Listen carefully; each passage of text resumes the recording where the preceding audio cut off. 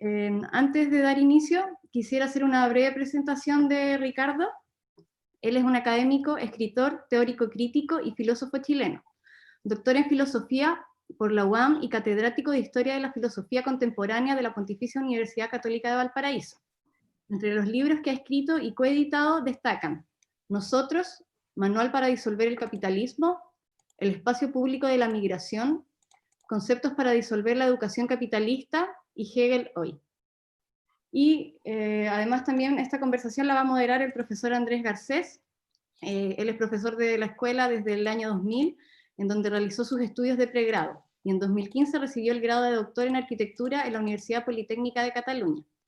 Desde el 2007 jefe del Departamento de Proyectos de Arquitectura y Urbanismo de la Escuela de Arquitectura y Diseño PUCB, y ha diseñado más de 20 obras de arquitectura y diseño urbano en el ámbito del público-privado, donde ha incorporado sus conocimientos vinculados a esta visión de la arquitectura en Ronda. Les quería comunicar a todas y a todos que las dudas y comentarios las vamos a ir recogiendo a través del chat de Zoom. En algún minuto yo voy a hacer el vínculo de estas preguntas para Ricardo y para Andrés, así que desde ahí las vamos a ir recogiendo. Y sin más que agregar, dejo a Andrés Garcés. Gracias, Paula. Bueno, primero que todo, bienvenidos a este encuentro. La verdad que para mí es un placer tremendo poder provocar esta encrucijada. Yo creo que, por lo menos, la belleza, ¿no es cierto?, de este grupo humano es que podemos vincularnos, ¿no es cierto?, entre varias disciplinas, sobre todo, o principalmente, quizás seguramente, entre filósofos, arquitectos, diseñadores, seguramente artistas que están presentes aquí. También estudiantes de la escuela, los estudiantes del taller, que muchos han querido, ¿no es cierto?, participar de este encuentro también, y poder darnos el espacio para reflexionar, por un lado, acerca de la obra de Nietzsche, pero también, yo diría, en una cosa que a mi juicio diríamos que está como presente en nuestra contemporaneidad, ¿no es cierto?, que yo podría atreverme a nombrar, con toda la distancia y la humildad que me tengo que atribuir en este contexto, para hablar un poco de la resignificación del ser. Creo que quizás, ¿no es cierto?, en un punto de inflexión en el que estamos, y quizás, y lo propicio que podría ser poder conversar con nuestro querido amigo Ricardo, es justamente para ver, ¿no es cierto?, desde la perspectiva de Nietzsche, esta idea, ¿no es cierto?, del ser humano, ¿no es cierto?, y de su necesaria resignificación, y de su retorno, ¿no?, permanentemente para volver a significarse como ser, ¿verdad?, en este planeta, en la existencia que tenemos. En el contexto del taller, para nosotros ha sido, hemos tenido este taller que llamamos taller de presentación, llamamos presentación de la arquitectura, pero tiene el nombre de presentación por un propósito bastante claro y que está alojado desde su origen, diríamos, un taller que tiene ya más de 30 años, y que lo que busca en el fondo es traer a presencia, de alguna medida, ¿no es cierto?, con la distancia también que esto merece, pero traer a presencia algún aspecto, alguna dimensión original de las materias que se tratan respecto a la arquitectura. Pero es como, diríamos eso, traer a presencia esa condición original, sentar aquí, diríamos, ¿no es cierto?, sentar aquí algún aspecto original o dimensión original que nos permita reflexionar fundamentalmente acerca del presente. En ese sentido, yo quiero saludar aquí a nuestro querido amigo Ricardo y agradecerte, Ricardo, por querer estar con nosotros, poder querer compartir, ¿no es cierto?, con arquitectos y artistas, como lo has hecho ya hace ya bastante tiempo. Hemos tenido esta colaboración, que para mí es tremendamente fecunda y yo creo que para muchos profesores de la escuela, ¿no es cierto?, es totalmente fecunda para todo lo que estamos haciendo hoy día. Y para comenzar, ¿no es cierto?, este periplo, que pensamos que podría tener 3 momentos.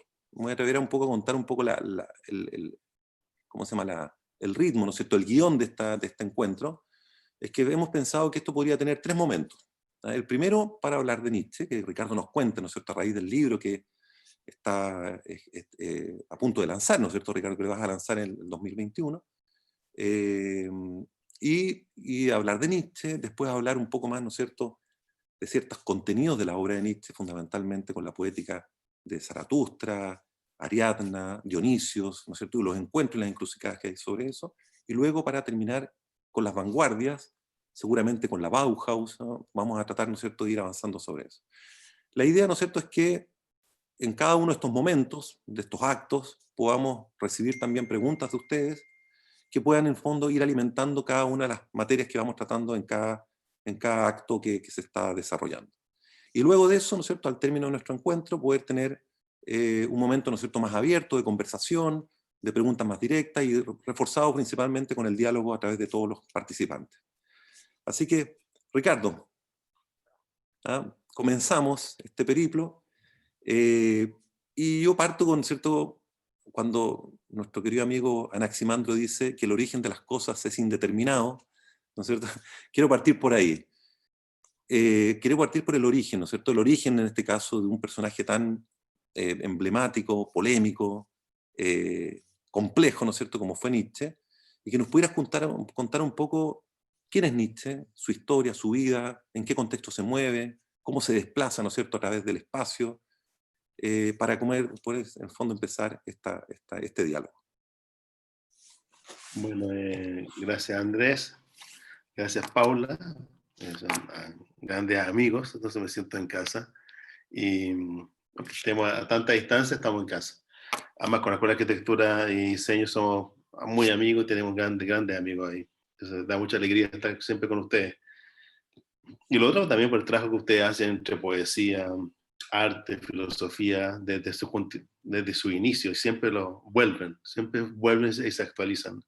Y eso es un lado también nietzscheano, así lo hablamos hoy día, cómo opera el eterno retorno en pequeños detalles. También dar la gracia a María José por todo lo que ha hecho, todo el trabajo, y como siempre veo muchos amigos que siempre están presentes, que los quiero mucho, como Eugenio García, que lo veo ahí, Eugenio que lo adoro, y me da alegría verlo también, y a Diego también, que lo veo tantos años, entonces veo mucha gente y muchos amigos ahí que me dan alegría. En la distancia estamos conectados. Eso primero.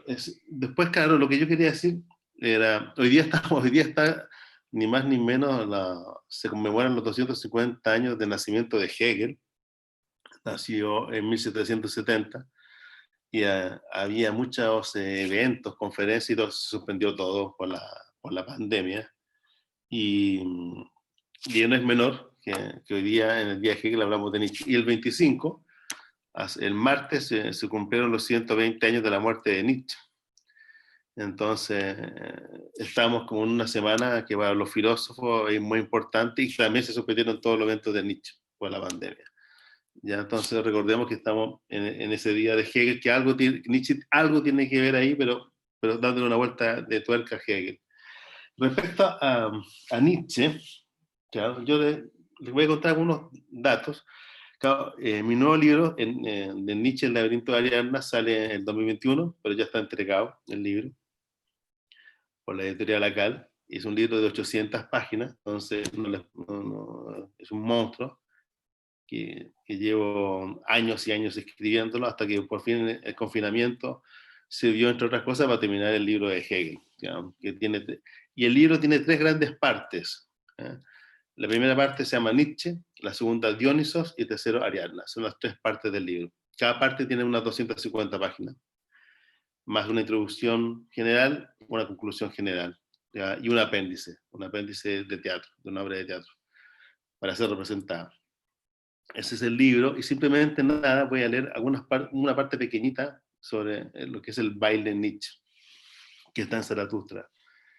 Pero ¿quién es Nietzsche? Nietzsche es súper complejo, aunque murió el 25 de diciembre de 1900, con 59 años.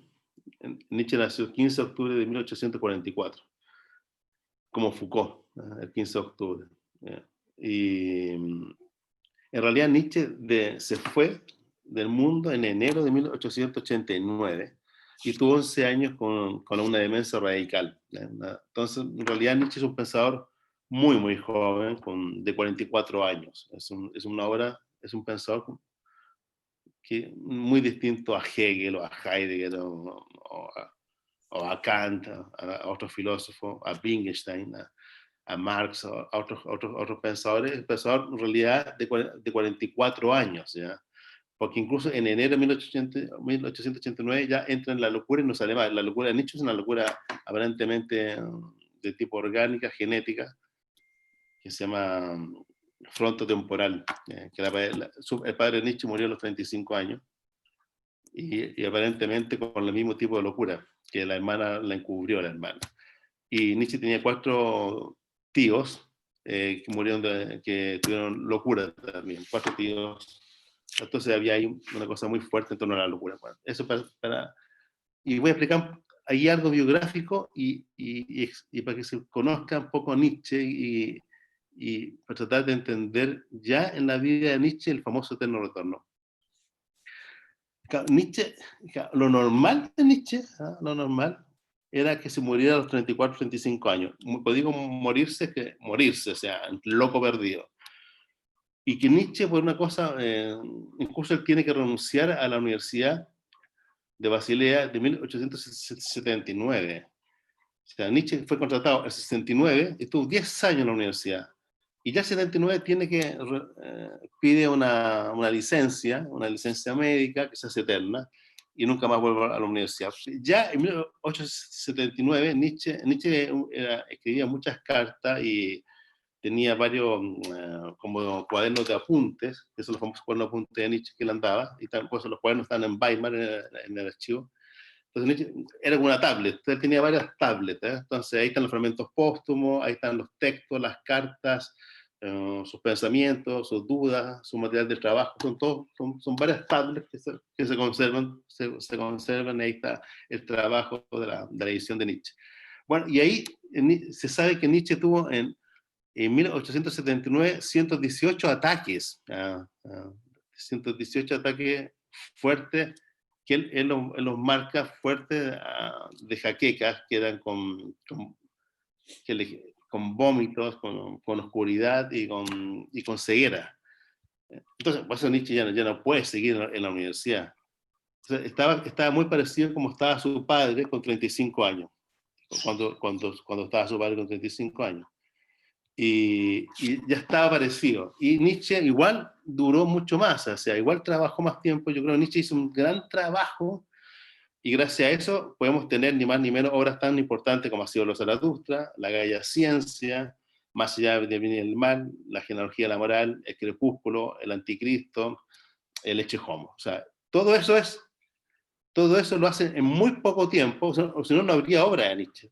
Pero igual había obras gigantes de Nietzsche. Está El nacimiento de la tragedia, que es una obra gigante, del joven académico de Basilea, que es una obra portentosa, y estaba Humano demasiado humano, que es la gran obra de Nietzsche de 1878, que él corta con Schopenhauer, corta con Wagner, corta con Alemania, corta con Europa, corta con la filología, corta con los amigos, termina pelea con su familia, pelea con los Wagner, pelea con los colegas, estudiantes, se enferma y en vez de morirse, Nietzsche continúa su periodo. Pues eso es fundamental. Humano demasiado humano, que es un texto absolutamente maldito.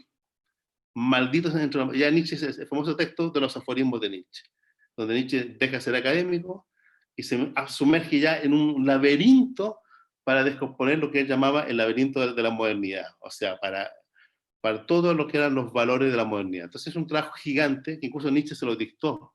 Nietzsche no podía ni escribir. O sea, Nietzsche dictaba, se lo dictó a un ayudante, a un estudiante. O sea, casi todos los textos de Nietzsche de ahí en adelante son textos que él dicta, y si él lo escribe en 2 semanas. Zaratustra, cada libro de Zaratustra son escritos en 10 días, 2 semanas. ¿Por qué? Porque Nietzsche era casi ciego. Entonces, eso es fundamental saberlo. Que Wagner se acordaba, Cosima se acuerda, que siempre fue casi ciego, o sea, no veía nada, y después eso se le agudiza con los dolores de cabeza, entonces él no puede escribir, entonces él toma apuntes y necesita un amigo, entre ellos Henry Kosellex, que Kosellex, cuando uno lee a Nietzsche, por ejemplo, en realidad está leyendo a Henry Kosellex, que era el que escribía. Él es que la calidad de los textos los corregía él, la ortografía y la redacción los corregía él. Nietzsche solamente confiaba en él, su material más propio.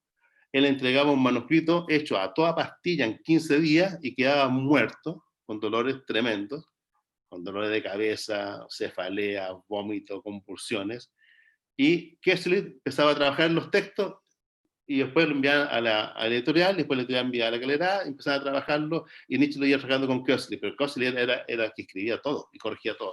Él tenía confianza total en... Uno siempre está leyendo a Köstler, o a Peter Gass, como él le decía, él le cambió el nombre, el Pedro el huésped, que era su huésped, lo hospedaba. Entonces es importante ya saber eso. Nietzsche tuvo ese carácter enfermizo brutal, o sea, no es menor. No hay que ver la locura de 1889 como algo menor. Incluso yo creo que la locura ya viene... Ahí está otro amigo, llegó Fernando, mira, se conectó Fernando. Y ahí no es menor, repito, o sea, no es que Nietzsche se volviera loco en enero de 1889, yo creo que estaba loco ya en 1888, 87, yo ya he detectado ahí textos que uno podría llamar locos, después voy a hablar de eso. Pero de la enfermedad de Nietzsche ya está clarísimo en 1878, 1879. Y hacia atrás, la ceguera siempre, incluso cuando uno se va a Forta, que era como la secundaria, una tremenda, donde había estudiado Fichte, Klopstock, bueno, muchos famosos. Y ya en el historial de Forta, Nietzsche constantemente cefalea, dolores de cabeza, era un niño, un joven, y lo llevaban, y Forta era como, Forta ya 500 años, ya 500 años, y Nietzsche pasaba en la enfermería de Forta y lo devolvían a su casa. O sea, ya en el niño Nietzsche los dolores eran tremendos, tenían que irse a la casa. La Elizabeth, la hermana, también tuvo grandes problemas de ceguera y dolor de cabeza, pero Nietzsche ya era total. O sea, si uno rastrea a Nietzsche, hay que entender, para entender cuando Nietzsche habla de dolor. Desde niño está el problema de la vista. Se supo que tenía un problema acá, al ojo, a la parte del ojo derecho, que le generaba los dolores de cabeza también, como una malformación en el ojo. Desde chico tiene los problemas de la vista, problemas de ceguera. Después cuando va a la guerra se enferma, no dura nada en la guerra, se devuelve. Después viene constantemente su estado anímico y Nietzsche era tan sensible a la luz que en lugares que existía nublado no podía estar. Por ejemplo, Nietzsche iba en tren, empezaba a cambiar el clima, se sentía mal, empezaba a vomitar en el tren, se bajaba del tren y se quedaba 1 o 2 días en un hostal, en medio del camino, porque no podía seguir. Por eso Nietzsche necesitaba siempre amigos. Paul Ree, necesitaba a Henry Köstler, a Paul Deussen, a Karl Gerdhoff, a Franz Offenberg, y por eso necesitaba a Wagner, a Cosima, que ellos lo conocían, era como un hijo de Wagner, una pareja hermano de Cosima.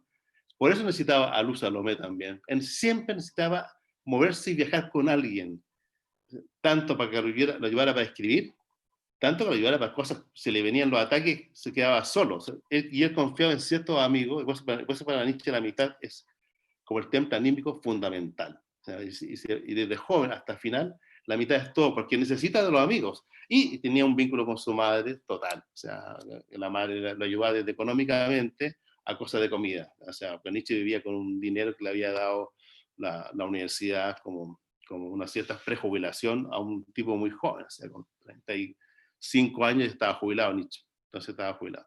Entonces lo que quiero mostrar en el rasgo biográfico, el dolor de Nietzsche. Desde joven. Después, porque es fundamental para ir entendiendo todos los textos y lo que va haciendo con el dolor Nietzsche. No es menor, no es menor.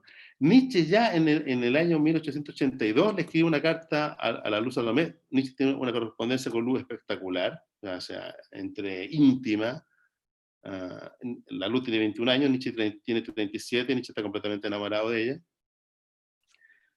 Y ahí, en una de las cartas, le dice a Luz, el septiembre de 1882, le dice: oye, Luz, ¿crees que estoy loco? Le dice: yo a veces pienso que estoy loco, hago análisis y me digo: no estoy loco, y sigo escribiendo. Entonces es muy simpático, porque le dice a la Luz: ¿y tú piensas que yo estoy loco? Entonces ya se pensaba y se autoanalizaba por ciertos rasgos que tenía. Y después, en el año siguiente, manda otra carta muy dura diciendo que ha estado todo el día pensando que está loco. O sea, en 1883. En 1883, y la locura viene en enero de 1889, la locura paralizante que lo lleva a un sanatorio, ¿verdad? O sea, ella estaba con eso. Más la ceguera, más los dolores. Entonces, la luz, ¿y por qué le explico eso? como es tan sensible climáticamente, como la luz le genera dolor a los ojos, no puede tener cielos cubiertos. Pues se tiene que ir cambiando. Entonces él quiere, en Génova veía una luz que le gustaba, en Niza otra luz que le gustaba, Rapallo, en Portofino, son la luz que le gustaba a Nietzsche. Finalmente le gustó mucho Niza y Sils María, porque Sils María era una luz donde había nubes le molestaba, y las lluvias le molestaban. Pero lo bueno de Sils María es que era fresco, entonces se hacía mucho calor, le molestaba y comenzaban las jaquecas con los vómitos. Entonces, por eso Nietzsche seguía cambiando y se armó un país durante 10 años donde iba siguiendo siempre las temperaturas por la sensibilidad que tenía respecto al clima. O si no, y ahí él va escribiendo en estos famosos cuadernos de Nietzsche, y de estos cuadernos sale Más allá del mal, La genealogía moral, El crepúsculo, sale los 3 libros de Zaratustra. Eso es fundamental. Entonces, el primer rasgo biográfico de Nietzsche, su enfermedad, su dolor, su clima, su problema de luz, su problema de ceguera, su cambio de ciudades, lo fundamental que es la amistad. Siempre está preocupado, si está loco, sabe que su padre estaba con problemas de locura, él lo sabe, pero la hermana falsificó la biografía y la hermana dice que el padre se cayó por la escalera, pero es mentira, es una falsificación de la hermana. El otro tema importante para atender a Nietzsche, claro, que no es menor, que es fundamental, el dato que les voy a dar ahora, es que Nietzsche, en realidad, Así habló Zaratustra, el libro que han leído mucho, y lo ha leído la gente, y que Andrés también anda con el libro aquí. En realidad, Nietzsche siempre entendió el libro las 3 primeras partes. Entonces, ¿por qué les digo eso? Que hay muchas ediciones, la más famosa es de Sánchez Pascual, que está en Alianza. Cuando tú abres el libro, Así habla Zaratustra, salen 4 partes. Dice, qué raro, dice 3. Salen 4, un libro como 500 páginas. Pero en realidad, si tú vas a Nietzsche, cuando Nietzsche habla de Zaratustra, siempre habla de las 3 primeras partes. Cuando Nietzsche dice que él es Dioniso, son las 3 primeras partes. Cuando Nietzsche dice, en el Eche Homo, en lo último que escribió, dice, el secreto de Dioniso es Ariadna, y esa es la base de Zaratustra, está pensando en la 3ª parte, nunca en la 4ª. ¿Por qué? Porque la 4ª parte de Zaratustra era una edición que pagó Nietzsche, se la envió a unos cuantos amigos, eran 25 libros, se la envió a unos cuantos amigos como material de trabajo. Y Nietzsche le dice, por favor, nunca la muestren, nunca la publiquen, es material de trabajo y quiere que usted me haga feedback. Nunca le llegó ningún feedback. Además, y por eso Nietzsche, como cualquier pensador, como no tenía tablet ni computador, después usaba la 4ª parte para armar otros textos. Con la 4ª parte Nietzsche arma el famoso ditrambo de Dionisos. Entonces, porque son poemas, son canciones. Entonces Nietzsche usaba ese material para otras cosas. ¿Por qué les digo esto? No parece menor, pero es fundamental. El mismo Nietzsche editó el libro, las 3 partes del libro. Zaratustra fue escrito en 1883 y en 1884. En un año escribió las 3 partes y las publicó por separado. La escribía en 2 semanas, o sea, escribía como 100 páginas en 2 semanas. Es Nietzsche, es un loco. Además, Zaratustra tiene un nivel poético, estetizante, de forma increíble. Y lo enviaba al editor, y después, 6 meses, escribía al otro, y 6 meses escribía otro, y en un año escribió las 3 partes. Y él las edita en conjunto en 1886. Entonces, el mismo Nietzsche nunca editó el libro en 4 partes. O sea, otro dato fundamental. Entonces, ¿por qué tenemos nosotros una edición de Nietzsche en 4 partes de Así habló Zaratustra? Por la hermana. Cuando la hermana llega de Paraguay, porque Nietzsche estaba loco y la hermana venía arruinada, la hermana Nietzsche era una antisemita famosa, que es casada con uno de los antisemitas más famosos del siglo XIX, con Bernard Fester, que a Nietzsche le da vergüenza el cuñado. Cuando la hermana llega porque Nietzsche ya está enfermo, su marido se había suicidado en Paraguay, la locura que querían fundar una colonia de dignidad en el sur, en Paraguay había fracasado completamente. Ella llega y obviamente ya Nietzsche era famoso, loco, era un loco vivo muy famoso, que no tenía una obra, estaban los libros publicados, pero no había una edición de los Nietzsche, y ella se encarga de administrar a Nietzsche, administrar su obra y venderlo, generar una marca Nietzsche. Y esa marca Nietzsche lo hace en vida de Nietzsche, pero Nietzsche loco, pero Nietzsche estaba, repito, tenía una locura total, no es Hölderlin Nietzsche, no es Van Gogh, o sea, no hay nada de bello en la locura de Nietzsche. Es una locura de la frontotemporal, es una mierda esos 11 años de vida de Nietzsche. Es horroroso lo que le pasó a Nietzsche. A Nietzsche se habría suicidado si sabe lo que le pasa. Es increíble lo que le pasó a él. Entonces, ¿qué hace la hermana? La hermana lo que hace es edita el libro en las 4 partes. Y por eso ustedes tienen un libro que tiene 4 partes. Pero eso genera un tremendo problema hermenéutico, porque cuando uno lee un libro, va de inicio hasta el final y cree que al final es lo más importante. No, en la 4ª parte es un trabajo. Además, la 4ª parte es un juego de Nietzsche. No tiene la estética de la 3ª ni la 2ª, no tiene ni la reacción ni el juego. Lo hizo rápido porque quería trabajar con ese material. Y además la 4ª parte habla del mago, si se acuerdan, habla del adivino, habla del rey, habla de los pobres, del jubilado, del papa. ¿Qué es lo que es la 4ª parte? La 4ª parte son manifestaciones erradas del eterno retorno. Es un juego de Nietzsche. Y en cierta forma está hablando de Luz Salomé, está hablando de Paul Ree, está hablando de Richard Wagner, está hablando de Cosima Wagner, está hablando de todos los grandes que parecían superhombres, el nuevo hombre, pero en realidad no lo era. Entonces es un juego biográfico, filosófico, que nos hace ver que el eterno retorno es súper complicado de entender y se nos escapa entre las manos. Entonces, todo esto para la segunda parte que vamos a hablar. El libro acaba en la 3ª parte. Entonces, tenía una unidad. El libro tiene una unidad y Nietzsche siempre con una unidad. Y la 3ª parte acaba con los últimos 3 grandes parágrafos, que son el gran anhelo, la otra canción del baile y el sí y el amén. Así termina Zaratustra. Y eso es lo que habla Nietzsche en el Ecce Homo.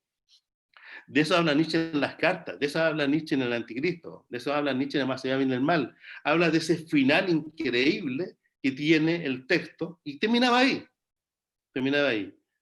Y otro rasgo más, y Nietzsche en los borradores llamaba al gran anhelo, a esa sección que ustedes tienen, no sé si tienen el libro, lo llamaba, ¿saben cómo lo llamaba? Ariadna. ¿Y saben cómo? Entonces era Ariadna. Después venía la otra canción del baile. ¿Y saben cómo llamaba Nietzsche al sí y al amén al final del libro? Dionisos. Entonces Nietzsche tenía Ariadna, baile, Dionisos. Él era el famoso baile entre los dos dioses, que es un mito. Es un mito que Nietzsche era un gran filólogo que conocía los mitos de Hesíodo, y sobre todo en las versiones de Ovidio, y en las versiones de Catulo, y la propia versión de él. Porque Nietzsche era un constructor de mitos. O sea, Nietzsche lee en latín y griego directamente. Entonces Nietzsche conocía toda la historia del mito de Dioniso de Ariadna, desde los griegos, en especial a los latinos, repasado por él, y eso es lo que uno tiene en la mano, por si acaso, lo que uno tiene en la mano, ni más ni menos, es el mito de Dioniso de Ariadna, que es bellísimo, y sobre todo siguiendo la metamorfosis de Ovidio, siguiendo las Herodías de Ovidio, siguiendo los famosos textos de Catulo, los cámenes de Catulo, siguiendo a Hesíodo. Eso es lo que tiene Nietzsche, y Nietzsche los relabora absolutamente, los relabora a través del eterno retorno, que es lo que quiere postular, que no estaba en el nacimiento de la tragedia, que está insinuado en la Gaia Ciencia,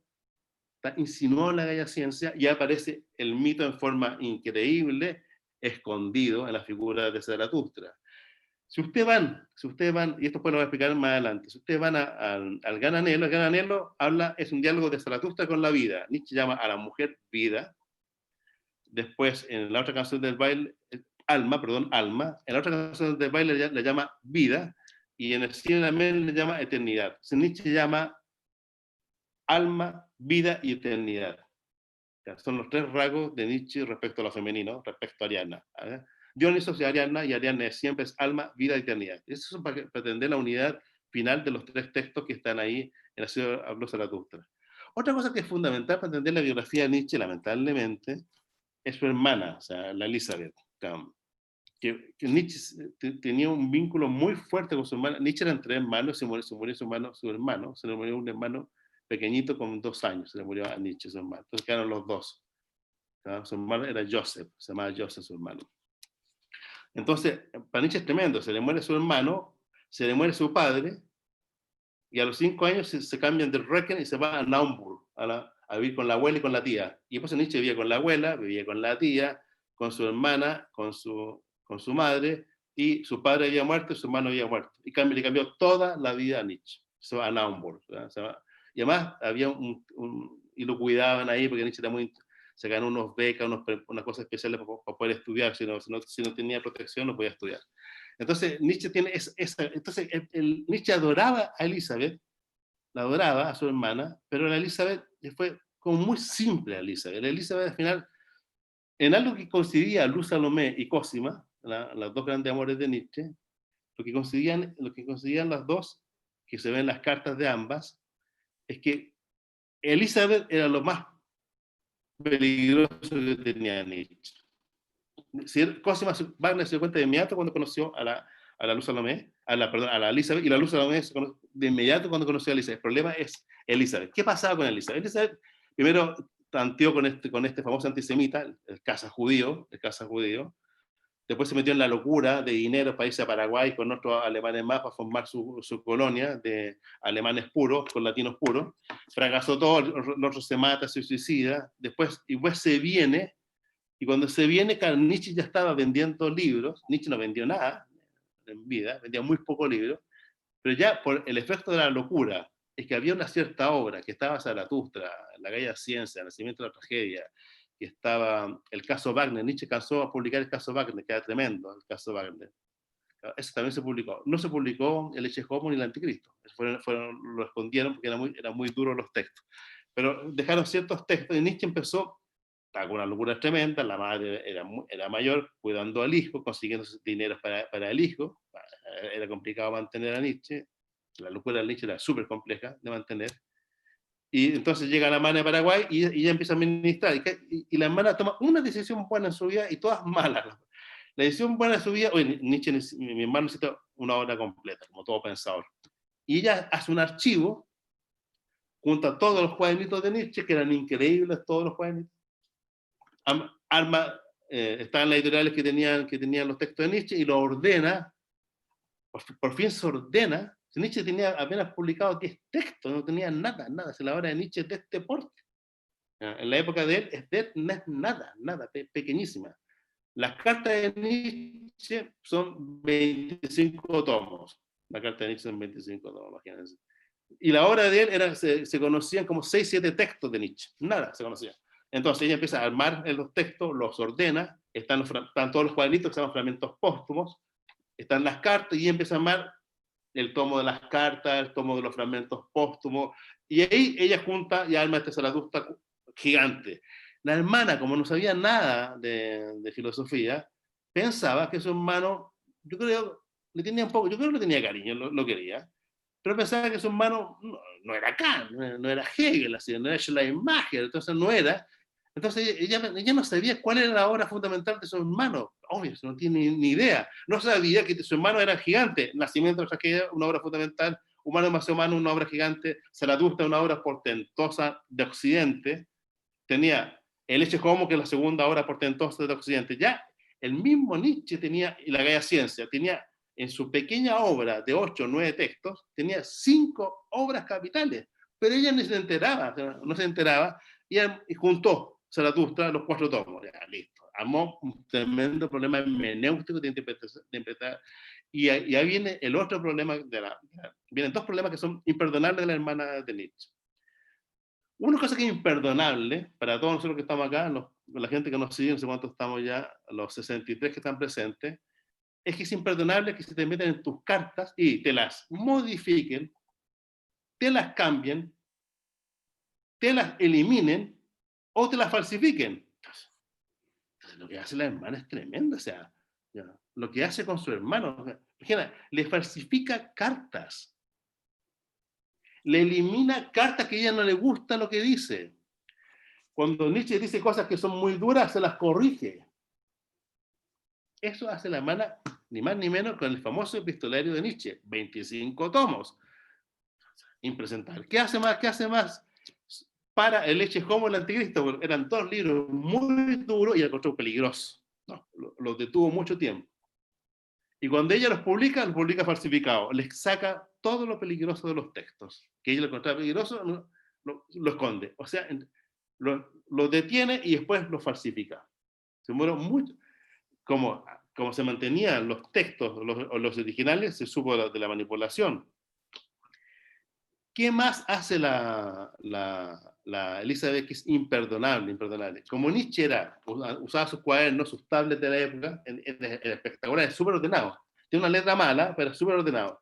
Tiene del verano 82, verano 83, otoño, va marcando sus textos. Entonces, si van a Weimar, lo pueden ver, o si no, el archivo Nietzsche actual, editado por los italianos, lo tienen todo online. Ustedes pueden ver todos los archivos de Nietzsche, incluso los manuscritos de Nietzsche están para uso público mundial gratuito. Al revés de lo que hizo la Elisa con la falsificación. Puede ver todos los cuadernos. ¿Saben lo que hizo la hermana? Rompió y eliminó los cuadernos fundamentales de Así habló Zaratustra, del primer tomo. Lo eliminó. ¿Y saben por qué lo eliminó? Eliminó originales de cuando Nietzsche, cuando uno lee Así habló Zaratustra, Nietzsche tenía su cuaderno de apuntes, va tomando apuntes y ahí saca su libro. Ese cuaderno está eliminado. ¿Sí? ¿Por qué lo eliminó? Porque en ese cuaderno está todo su amor con Luz Salomé. Está toda su crítica a su hermana. Están cosas personales de Nietzsche del eterno retorno. Ella lo eliminó porque no queda ningún rasgo huella en la historia. Pero todo se sabe. O sea, lo que hace la hermana es tremenda. ¿Y qué más hace la hermana? Entonces, a nivel personal, biográficos, tremendos, que se te metan en mi ordenador, me saquen cartas, todo, es impresentable, me quedé con todos ustedes. Y lo otro lo que hace la hermana, como la hermana no encontraba que su hermano tenía una obra fundamental, tiene la crítica razón pura. Hegel tiene la fenomenología del espíritu, no sé, Leibniz tiene la Teodicea. ¿Cuál es la obra fundamental de mi hermano? La poesía de Zaratustra, no, es una obra fundamental. El nacimiento de la tragedia es cuando era filólogo, no, tiene una locura sobre la tragedia, no. Estos aforismos tampoco, ¿cómo hacer un aforismo? El caso Wagner, que se ríe de Wagner, un texto pequeño, no hay, entonces, vamos a construirle una obra fundamental, la voluntad de poder. Entonces la voluntad de poder no existe. Y donde están en las casas una voluntad de poder, usted diría quemarla, porque tiene un libro falsificado, completamente falsificado, que además Colli Montinari lo desmantelaron entero, porque cuando se meten al archivo, los dos famosos italianos que se metieron al archivo y hicieron la edición crítica, lo desmantelaron entero, mostraron toda la falsificación en el texto. O sea, y eso ya en los años 60. Y ya en los años 60 se sabe de toda la falsificación de la voluntad de poder. Incluso hubo un famoso simposio en 1964, organizado por Gilles Deleuze, un gran deleuziano francés, donde estaba Bátimo, donde estaba Foucault, donde estaba Carl Lewis, los famosos estaban ahí, de 64, invitaron a Colli Montinari, y Colli Montinari les muestra cómo la falsificación de la voluntad de poder. ¿Y cuál era el problema? Que la voluntad de poder era el libro por antonomasia de Gilles Deleuze, para escribir Nietzsche y la filosofía. Era el libro por antonomasia de Heidegger, que Heidegger había sacado un libro de 1000 páginas sobre Nietzsche en 1961. No puedo decir una grosería, porque Heidegger sabía que era falsificado, porque Heidegger pertenecía al archivo de Nietzsche, sabía que era falsificado, igual saca el libro con 1000 páginas en 1961, La voluntad de poder. Y él sabiendo que era falsificado. Entonces, y además generó más ruido. Mira, Nietzsche es el pensador de la voluntad de poder. Entonces, lo que hace la hermana, y además, por ejemplo, la hermana lo edita con su amigo traidor Peter Gass. Y después otro filósofo que se llama Boimler le hace la edición crítica a todo el libro. Boimler era amigo de Heidegger. Y Heidegger le decía a los alumnos, tienen que leer la edición de Elizabeth con Boimler. Stephen Zweig, leyendo a Boimler, decía, Boimler es un nazi. No pueden leer, mira, Boimler, Zweig se daba cuenta que el texto era una falsificación. Mira, era obvio. Walter Otto se daba cuenta de eso. Karl Reinhardt se daba cuenta. O sea, los grandes filólogos pensadores de la época se daban cuenta de eso. Hasta Bataille y Krosowski en Francia se dieron cuenta de eso. ¿Por qué le digo todo eso? Porque Boimler fue el que hizo un famoso libro que se llama Nietzsche, Política y Estado. Boimler pertenecía al partido nazi. Elizabeth pertenecía al partido nazi en 1930. Me están llegando mensajes. Sí, ya voy terminando con esto. Y ahí, entonces, Boimler ya es el que se hace todo el juego Y de ese libro, que utiliza la voluntad de poder creado por la Elizabeth, se construye el Mein Kampf de Hitler.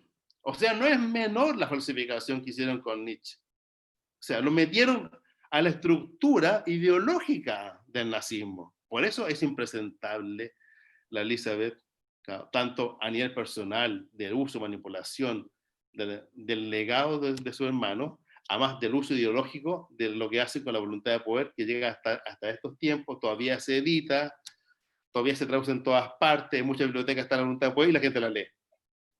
Por ejemplo, un pequeño detalle de la voluntad de poder para seguir a la segunda parte de la presentación. Todo el mundo lo tiene, ¿eh?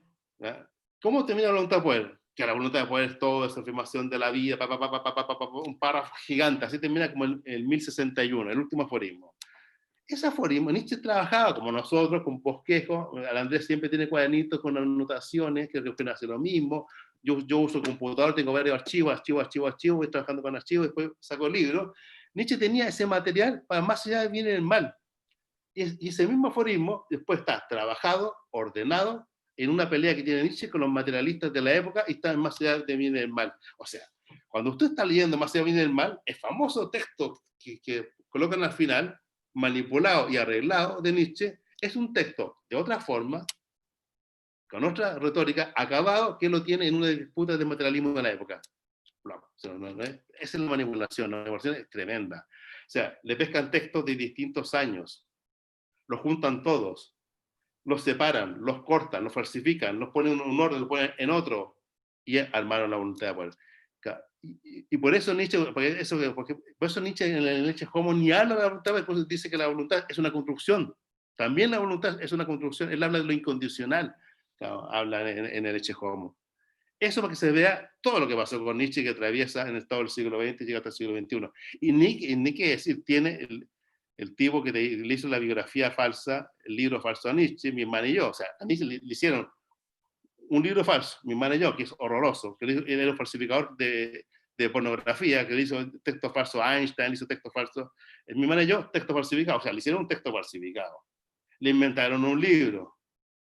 Le destruyeron las cartas, le destruyeron los manuscritos, le corrigen el anticristo, el Ecce Homo, todo lo que hicieron con él. Le borran cosas, le eliminan cosas, y además le construyen la voluntad de poder como el libro Capital. Bueno, y todo eso lo hicieron a Nietzsche mientras estaba loco y vivo. Y eso se perpetuó en el siglo XX, completamente. La Elizabeth murió en el año 35, y cuando la Elizabeth muere en 35, la gente se metió de inmediato al archivo y empezaron a encontrar todo lo que pasaba en el archivo. Pues estaban todos los textos estaban ordenados y se empezó a ver de inmediato ya Carl Schlechter empezó a encontrar todo el problema que tenía Nietzsche. O sea, ya tenía que morirse ella en el año 35. Bueno, eso respecto a la biografía de Nietzsche, que es fundamental.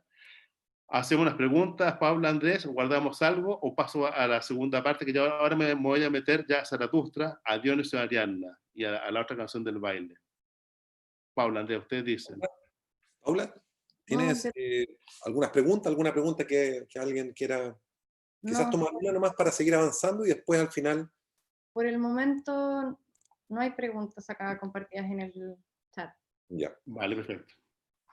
Ricardo. Sí. Ricardo, yo sí. Para continuar con la segunda parte, quiero hacer en el fondo, hay que considerar, bueno, un poco lo que dije, que esta encrucijada también involucra a estudiantes, arquitectos, ¿no es cierto? Filósofos por su lado, ¿no es cierto? Por el lado de ustedes. Pero vamos a entrar, ¿no es cierto?, en Zaratustra, ¿ya? Y me gustaría leer solamente unos pequeños párrafos del texto número 2 de Zaratustra, solamente para, ¿cómo dice? Echarle fuego al asunto, diríamos, energía, ¿ya? Dice así: Zaratustra bajó solo de las montañas sin encontrar a nadie, pero cuando llegó a los bosques, surgió de pronto ante él un anciano que había abandonado su santa choza para buscar raíces en el bosque. Y el anciano habló así a Zaratustra: No me es desconocido este caminante. Hace algunos años pasó por aquí. Zaratustra se llamaba, pero se ha transformado. Entonces llevabas tu ceniza a la montaña. ¿Quieres hoy llevar tu fuego a los valles? ¿No temes los castigos que se imponen al incendiario? Bueno, me salto una parte y después dice, en la soledad vivías como en el mar, y el mar te llevaba. Ay, ¿quieres bajar a la tierra? Ay, ¿quieres volver a arrastrar tu mismo cuerpo? Zaratustra respondió, yo amo a los hombres. ¿Por qué? Dijo el santo.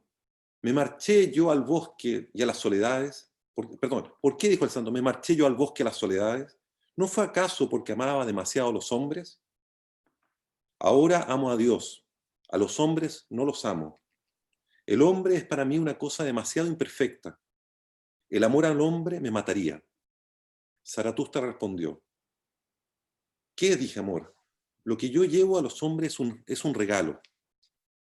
No les des nada, dijo el santo. Es mejor que les quites alguna cosa y que la lleves a cuestas junto con ellos. Eso será lo que más bien les hará, con tal de que te haga bien a ti. Y si quieres darle algo, no les des más que una limosna y deja que además la mendiguen. No, respondió Zaratustra, no doy limosnas. No soy bastante pobre para eso. El santo se rió de Zaratustra y dijo, entonces cuida que acepten tus tesoros. Ellos desconfían de los eremitas y no creen que vayamos para hacer regalos. No vayas a los hombres y quédate en el bosque. Es mejor que vayas incluso a los animales. ¿Por qué no quieres ser tú como yo, un oso entre los osos, un pájaro entre los pájaros? ¿Y qué hace el santo en el bosque? Preguntó Zaratustra. El santo respondió, hago canciones y las canto, y al hacerlas río, lloro y gruño. Así alabo a Dios. Cantando, llorando, riendo y gruñendo alabo a Dios, que es mi Dios. Más, ¿qué regalo es el que tú nos traes? Bueno, ahí lo dejo porque termino un poquito más allá, pero tú podrás continuar. No, Quizás, está genial tu lectura. Además que me encanta cómo lees. gracias, gracias. Pero quizás te pediría en este momento si nos pudieras contar quién es Zaratustra, partiendo por ahí, también contextualizando, ¿no es cierto?, que estamos en un plano, ¿no es cierto?, multidimensional de oyentes. Sí, eso entretenido de la pandemia, la conectividad y los distintos tejidos que se articulan. Ha sido algo interesante de la pandemia, ese tejido social que atraviesa todo. Nietzsche en completa crisis, y el texto que leyó Andrés es fundamental, y se lo voy a explicar desde adentro. Ese texto que está hablando Nietzsche, que Zaratustra viene a entregar regalos, ese texto es una carta personal de Nietzsche a Luz Salomé. Ya, ya. Entonces ya Zaratustra está construido con, entre otras cosas, con cartas personales de él a la luz. Además construido en un momento en que la luz lo dejó y Nietzsche está despechado. ¿Qué pasó? Mira, le voy a explicar quién es Zaratustra.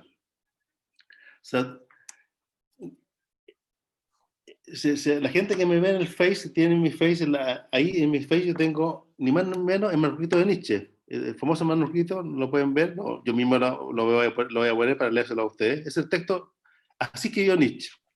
Nietzsche escribió Anfang August 1881 en Sils María. Hace mils Fus iba uns, está más allá del mar y de todas las cosas iba allen Mensch. ¿Ah?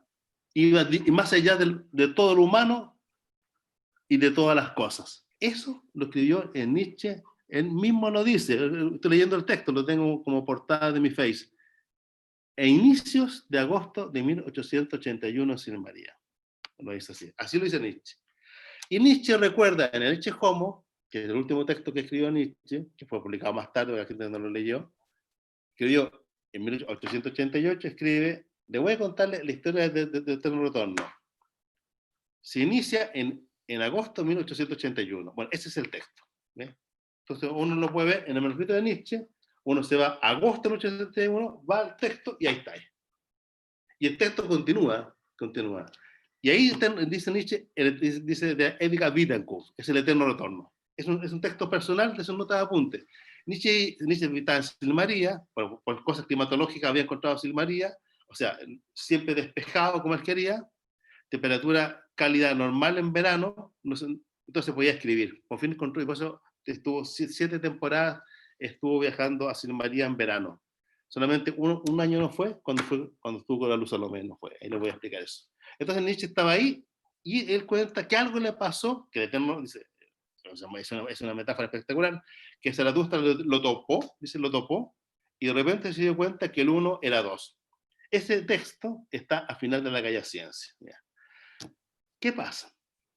Nietzsche, algo le pasa en 1881, está con el dolor, está con la enfermedad, está con una pensión de invalidez, salió de la universidad, peleó con los Wagner, él amaba a Cosima Wagner, Nietzsche amaba a Cosima Wagner, y además Wagner era su padre, y además Wagner era todo, era como el Bill Gates de la época, todo, el poder total, todo era Wagner. Entonces Nietzsche se había alejado de Wagner, se había alejado de Basilea, se había alejado de su familia, se había alejado de Schopenhauer, se había alejado de Kant, que era el filósofo que le gustaba, se había alejado de lo académico, ya no quería, se había aburrido, a Eugenio García le encantaría, se aburrió de la academia, de escribir, citar, notas, citas, no quería más Nietzsche, por eso Nietzsche después, en Zaratustra, nunca más escribió así, nunca más hizo una cita en su vida. O sea, los mejores textos de Dioniso no están en el Nacimiento de la Tragedia, están en Zaratustra.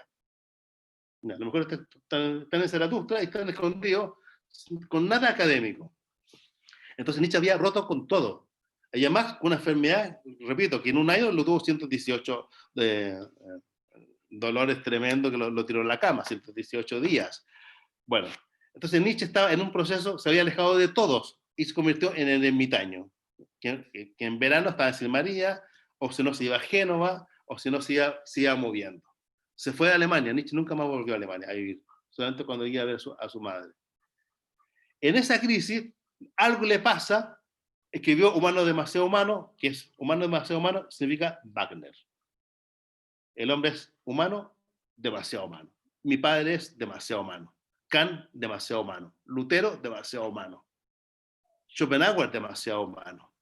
Wagner, demasiado humano. Cosima, demasiado humano. O sea, es durísimo Nietzsche consigo mismo, con todo lo que ama. Su familia, demasiado humana. Entonces, su masa humana descompone y tritura todos los valores de Alemania y de Europa de la época.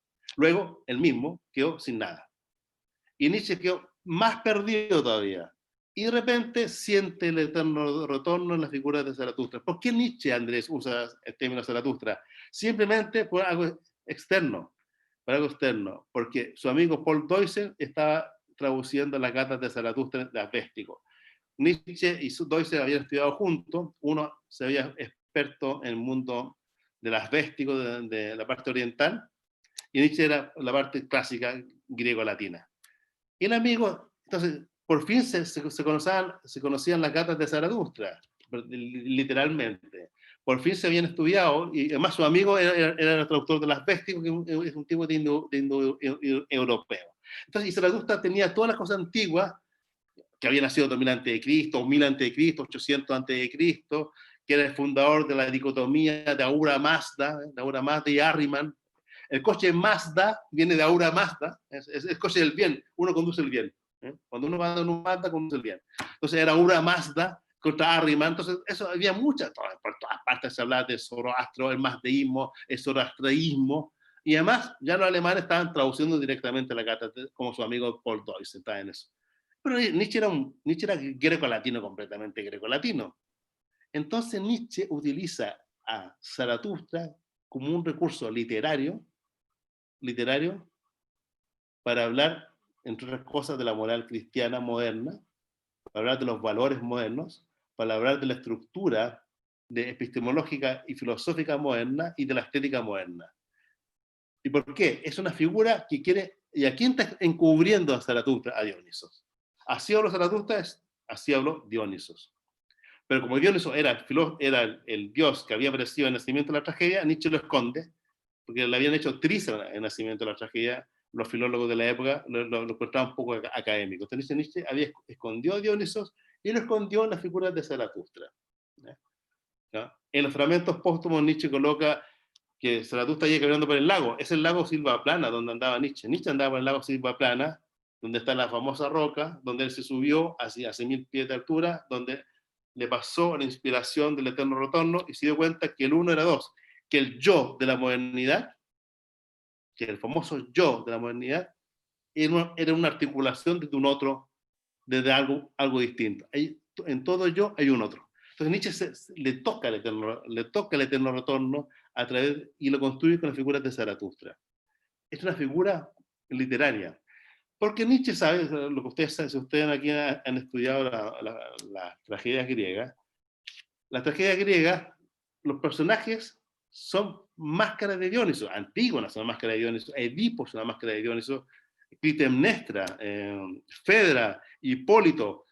Por eso tragedia no es trágico, tragedia es la tragedia, oda, es la oda del macho cabrío, es la oda de Dionisos. Entonces, siempre en Grecia, cuando se hablaba de tragedia, se escuchaba el himno, el canto, el himno de Dionisos. Y el himno de Dionisos, ¿qué es lo que era? Las figuras de los héroes. Antígona, Clitemnestra, Agamenón, Fedra, Hipólito, whatever. Son figuras de Dioniso. Dioniso es femenino, es masculino. Dioniso es Creonte y Dioniso es Antígona. Dioniso es Edipo y Dioniso es Yocasta. Todas las figuras son dionisíacas. ¿Y qué significaba en la tragedia griega lo dionisíaco? Lo dionisíaco no es nada. Dioniso no significa caos, locura, tontería. No. Nietzsche dice, no. Nietzsche nunca pensó eso. ¿Qué es lo que era lo dionisíaco? Dioniso es una figura, es una máscara que expresa ni más ni menos que toda vida es mortal. Es el tránsito, es el tránsito de la vida-muerte. O sea, no hay, por eso, Berman, no hay vida sin muerte, es vida-muerte. Antígona, para Antígona tiene que morir. Y el pueblo de Tebas, cuando ve a Antígona, la gente se levanta, y entonces uno tiene la experiencia dionisíaca de asistir al tránsito de la vida y la muerte. Entonces, y por eso las tragedias tienen eso. Y por eso los héroes mueren. Pero mueren porque es la única forma de expresar que la vida es mortalidad. Es una forma de construir el tropo literario trágico a través de la tragedia. Y cuando se construye que la vida es mortal, piensa que los griegos no son cristianos, son griegos, son griegos. Y cuando se construye que lo propio humano es mortalidad, eso construye el tejido social en Tebas, en Atenas, en Corinto. Eso genera lo político. Lo político se levanta en esta construcción dionisíaca. Y ahí está la democracia. O sea, ellos saben, y por eso van a pelear van a pelear contra los espartanos. O sea, el carácter democrático, político, se levanta desde lo dionisíaco. Es el trabajo que tiene Nietzsche desde muy joven. Bueno, en Zaratustra, Nietzsche da una vuelta de tuerca, lo encubre. Ya no quiere ser explícito. ¿Por qué? Porque sabe, cuando es explícito, viene el último hombre, vienen falsas concepciones del eterno retorno, falsas concepciones de un baile. Es como si tú estuvieras fuera del laberinto, Nietzsche le llama laberinto, pero en realidad estás dentro del laberinto. Entonces, yo entendí qué es lo que es el capitalismo, yo entendí qué es el nihilismo, yo entendí lo que es el último hombre, yo entendí lo que es la moral de rebaño, yo entendí lo que es el falso arte, Nietzsche hablaba de histeria. Ya en esa época, ya hablaba de histeria. Ya entendí el arte histerizante, ya entendí que el arte es pura representación, ya entendí que no hay un arte vivo. Y Nietzsche dice, ¿lo has entendido? ¿Seguro? No, si es parte del laberinto. Sigues atrapado en el laberinto. Entonces, es tan fuerte el laberinto de la modernidad que hasta Wagner, que era un dionisíaco, cayó en el laberinto de la modernidad. Todos caen en el laberinto de la modernidad. Entonces Nietzsche dice, no es tan simple. ¿No? El laberinto es tan fuerte que se rehace como la Matrix de la mano Wachowski. Se rehace, y no se puede salir del laberinto. Entonces Nietzsche dice, yo mismo estaba en el laberinto de Naumburg, el laberinto de Leipzig, el laberinto de Bonn, el laberinto de Basilea, el laberinto de la Academia, el laberinto de Trifche, el laberinto de los Wagner, el laberinto de Kant, el laberinto de Schopenhauer, el laberinto de la Luz Salomé. Ha vivido en múltiples laberintos. El laberinto del amor y no era amor. El laberinto del amor tampoco era amor. El laberinto de un amigo no era un amigo. El laberinto, mira, Schopenhauer es la salida del laberinto, no era la salida. Wagner es la música que te libera, no te libera. Kant es la estructura ética que te salva, no te salva. Entonces, tremendo. Entonces, laberintos de laberintos de laberintos. Entonces Nietzsche dice, no, la cosa es más complicada. Entonces, ¿cómo voy construyendo Zaratustra? En forma laberíntica, es una experiencia que el lector tiene que realizar. O sea, no es un libro externo. Tú tienes que realizar la experiencia de leer así ahora Zaratustra y que te toque, como eso, que el dios Dionisos te toque y aparezca lo y tú ya estás fuera del laberinto. Es una experiencia, pues Nietzsche es complejo. No es el filósofo o pensador teorizante abstracto que te entrega un método. No, no. Tienes que realizar la experiencia de leer Zaratustra o una experiencia similar y cuando tú estás leyendo, está el toque dionisiaco, te das cuenta que la vida es durísima, dolor, que la vida no tiene sentido en ni por sí mismo, porque la propia materia no tiene sentido en ni por sí mismo, y como no hay ningún sentido en y por sí mismo, ¿qué es lo que hay? Mortalidad. Y la propia mortalidad tú no quieres representar, no quieres engañar, no quieres caer en un falso amor, no quieres caer en un arte histerizante, no quieres venderte a la lógica, a Nietzsche no le gustaba a la ciencia mecánica, a la lógica, no quieres caer a una cierta religión muerta, sin nada vivo. No.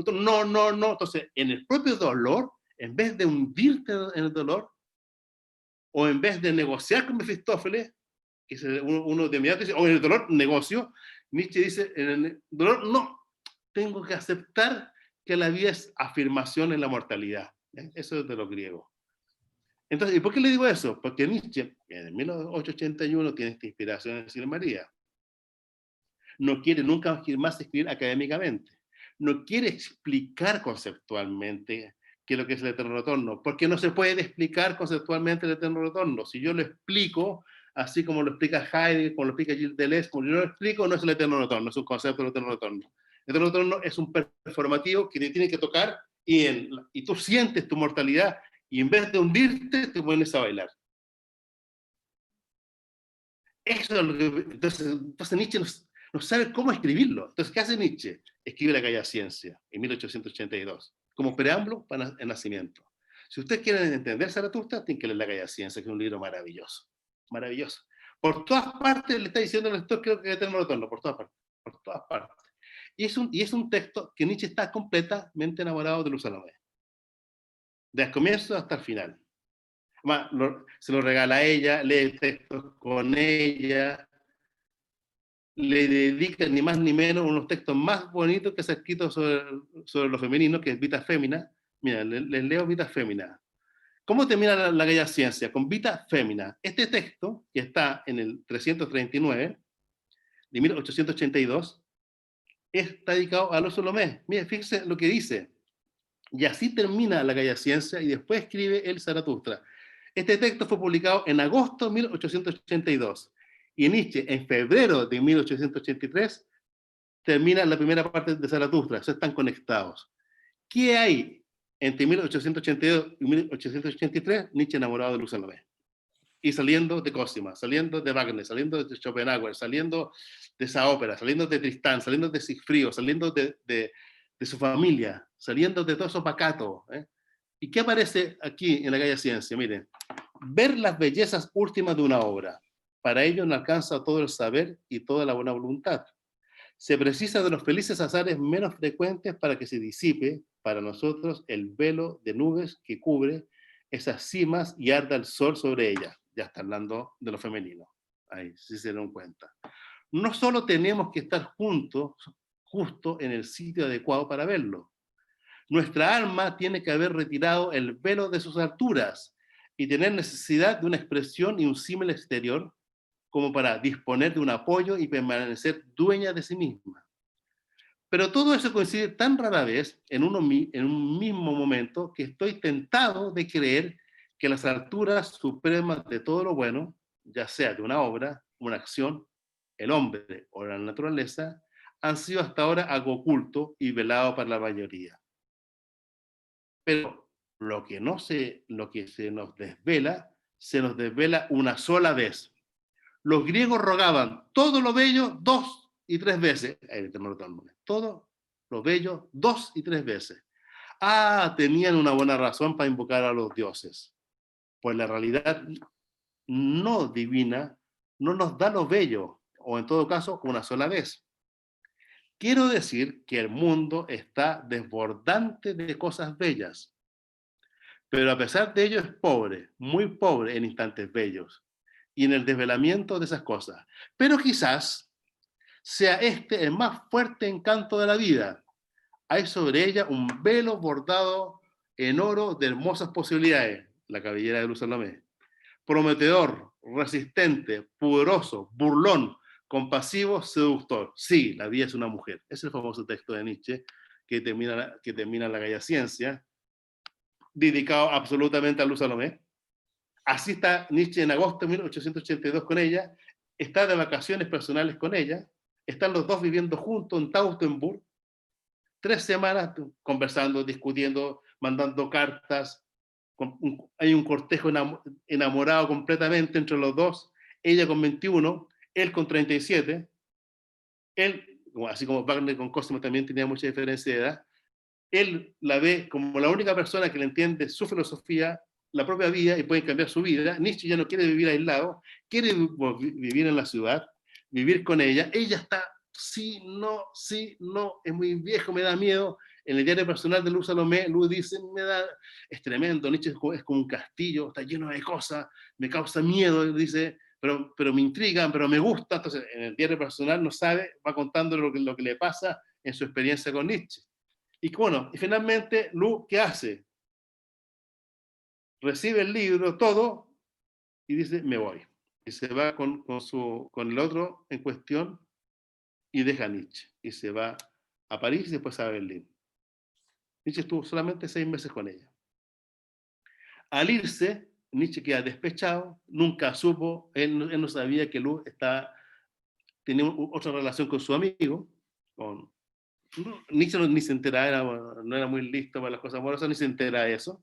Y Nietzsche queda hundido, o sea, queda con un libro precioso que termina hablando del amor como lo femenino, y ve que su compañera, amiga, prefiere irse porque la Luz también ve a Nietzsche como demasiado, o sea, con eterno retorno, con el Dioniso, Ariadna, con toda la afirmación de la vida en el dolor. La Luz había tenido tuberculosis, Nietzsche vivía en el dolor. Entonces los dos negaban, eran ateos, niegan a Dios.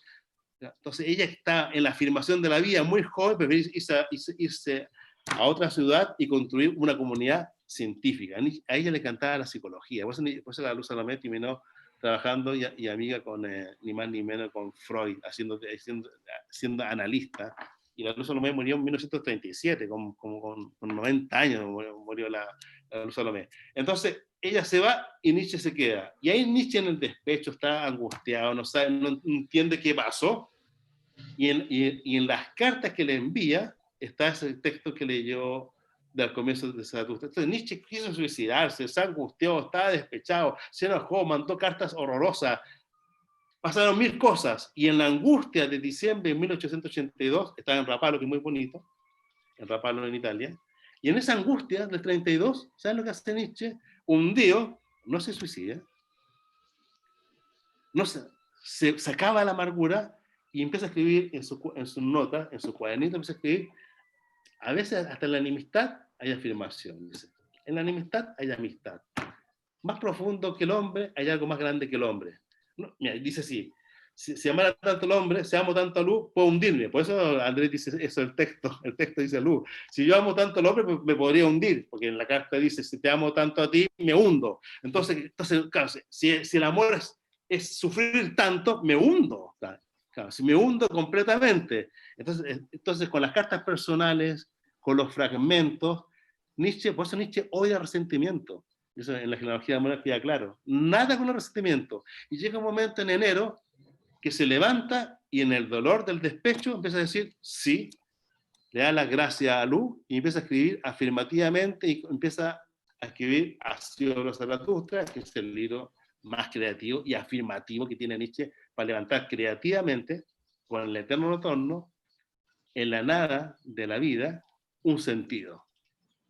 Y ahí Nietzsche escribe, y en febrero envía el texto.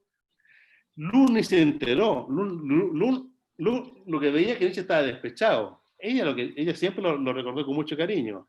sabía que estaba despechado, pero Nietzsche es genial, asume el dolor y construye poéticamente la afirmación en el dolor. O sea, incluso en el dolor se afirma la vida. Y hay mucho, y eso es, por si acaso, lo que Nietzsche llama el baile.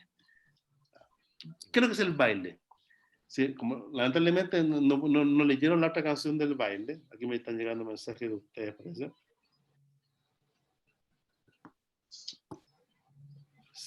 Si usted leyeron la otra canción del baile, que está al final de la tercera parte, Nietzsche en la otra canción del baile, ¿qué es lo que hace?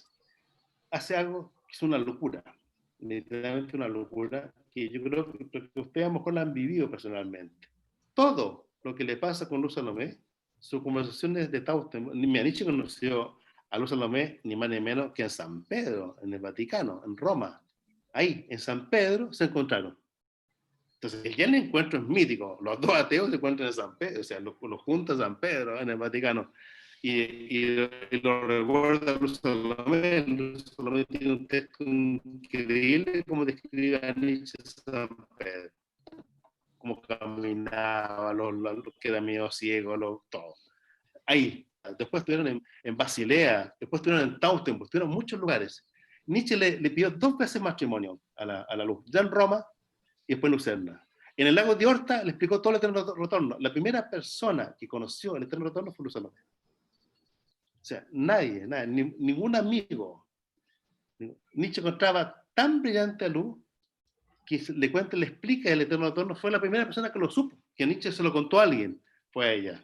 Entonces, por eso Nietzsche, ella es todo, ella lo puede entender todo, ella puede jugar conmigo. Entonces era un cortejo en Roma, un cortejo en el lago de Horta, en Lucerna le pide matrimonio, ella dice que no. Después se juntan en Basilea, después se juntan en Tautenburg 3 semanas juntos, 2 adultos, para ver si pueden funcionar o no pueden funcionar como pareja. Y no funcionan como pareja, y ella finalmente huye. Y Nietzsche se queda solo. Ese cortejo, Nietzsche lo explica clarísimamente en la otra canción del baile.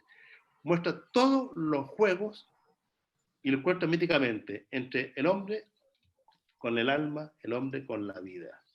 O en Dionisos con Ariadna. Dionisos con Ariadna era un mito doble, donde son dos que están articulados y donde siempre uno escapa.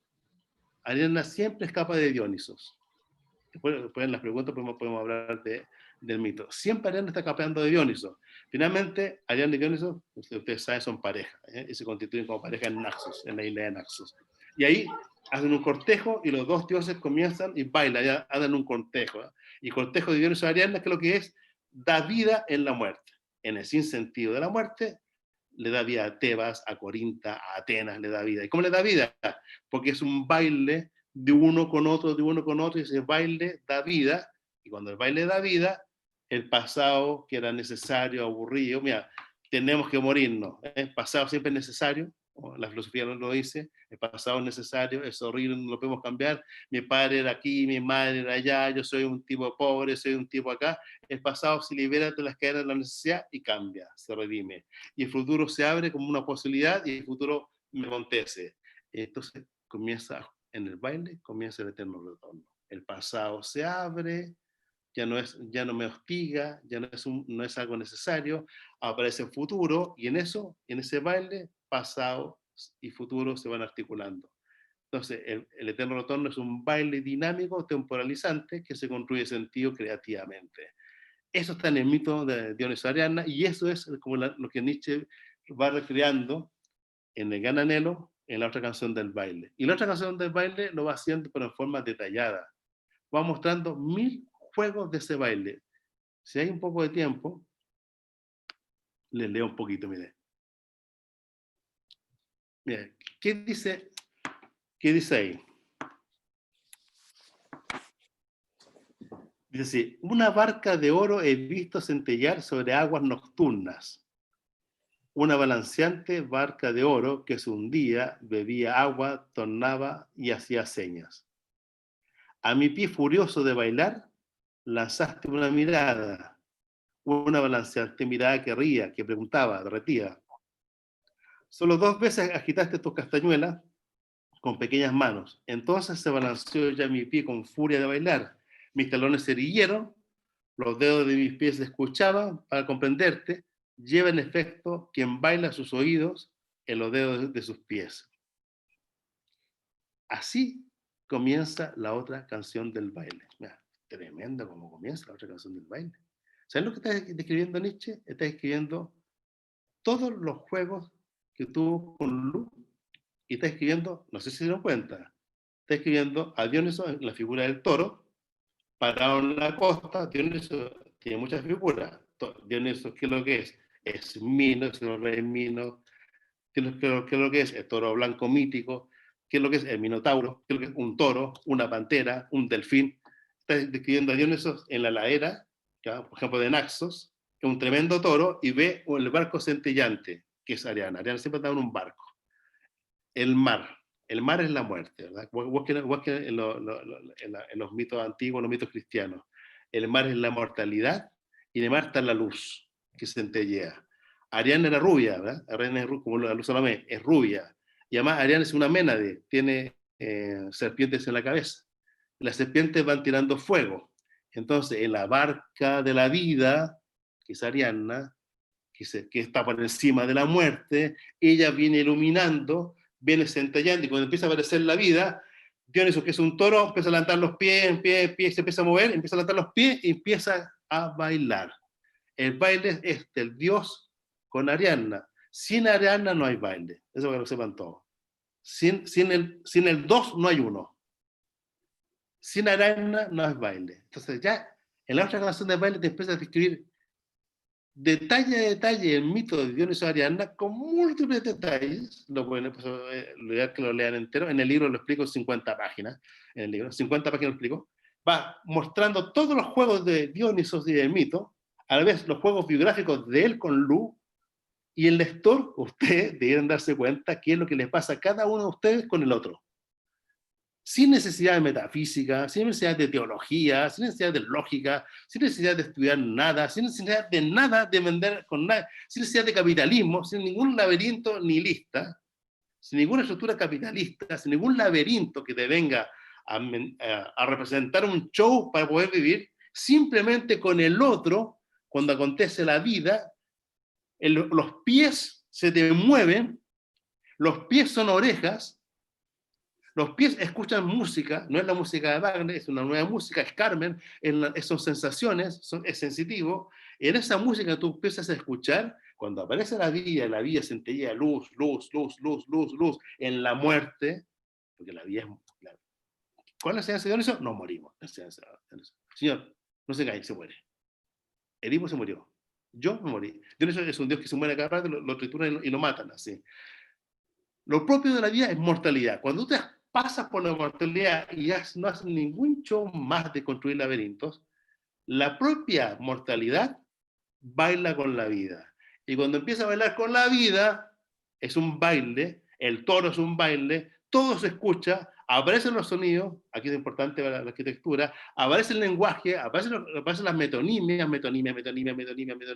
significantes, los analistas dirían significantes, metonimias, juegos, palabras, bosquejos, escorzos, bosquejos, y más figuras, planos, fotogramas en el cine, fotogramas, planos, imágenes, aparecen todos los códigos y ya estás, ¿sabes? Parado desde la nada, afirmando el dolor de la vida sin venderte. Eso es Nietzsche. Pero eso pasa cuando estás enamorado, cuando tienes un trato con lo otro que te toca. Sin necesidad ni metafísica, ni teología, ni epistemología, ni política, ni capitalismo, ni del laberinto. ¿Y sabes? Como diría Nietzsche, ya estás fuera del laberinto. Estás fuera. De repente no había laberinto, así como en Avenger Infinity War. Cuando de repente, cuando se colocan en la gema de la muerte, están fuera ya. Ya estás fuera, no hay nada que te agarra, estás fuera del laberinto. Por eso Nietzsche lo pone ahí. Va línea a línea describiendo el mito de Dioniso y Ariadna, sobre todo desde Ovidio, pasado con todas sus cartas y su dolor con Luz Salomé, toda la biografía personal. Nietzsche es tremendo, se expone explícitamente en el texto. Que se cayó, que le dice, y me caí al suelo y ella se reía de mí. Porque Dioniso, además Dioniso de repente es un toro, de repente es medio borracho, de repente es un sileno, cojea, es un dios, tiene miles de años, y Ariadna es una humana, Ariadna es humana. es rápido, es una mena, corre, es como una fiera. El otro es un dios, imagínate, Nietzsche cambia la teología. Los dioses son lentos, se caen, medio borrachos, complicados, y ella juega con él, lo detiene. El dios está cayendo al suelo, el dios juega con ella, lo espera, la va agarrando, la puede agarrar, y ya están bailando. Entonces Nietzsche cuenta todo lo que le pasó con Luz, cuenta todo el mito, es mítico, biográfico. El eterno retorno es mítico, biográfico. No es posible que tengamos el eterno retorno si no hacemos el trabajo biográfico de nuestra propia vida. Sí, pues se trata de salir del laberinto, sino no es un manual teorizante, o sea, no es coaching tampoco esta cuestión, o sea, no es ni coaching ni manual teorizante. En ese proceso biográfico está el mito y tú te vas liberando de la estructura del laberinto.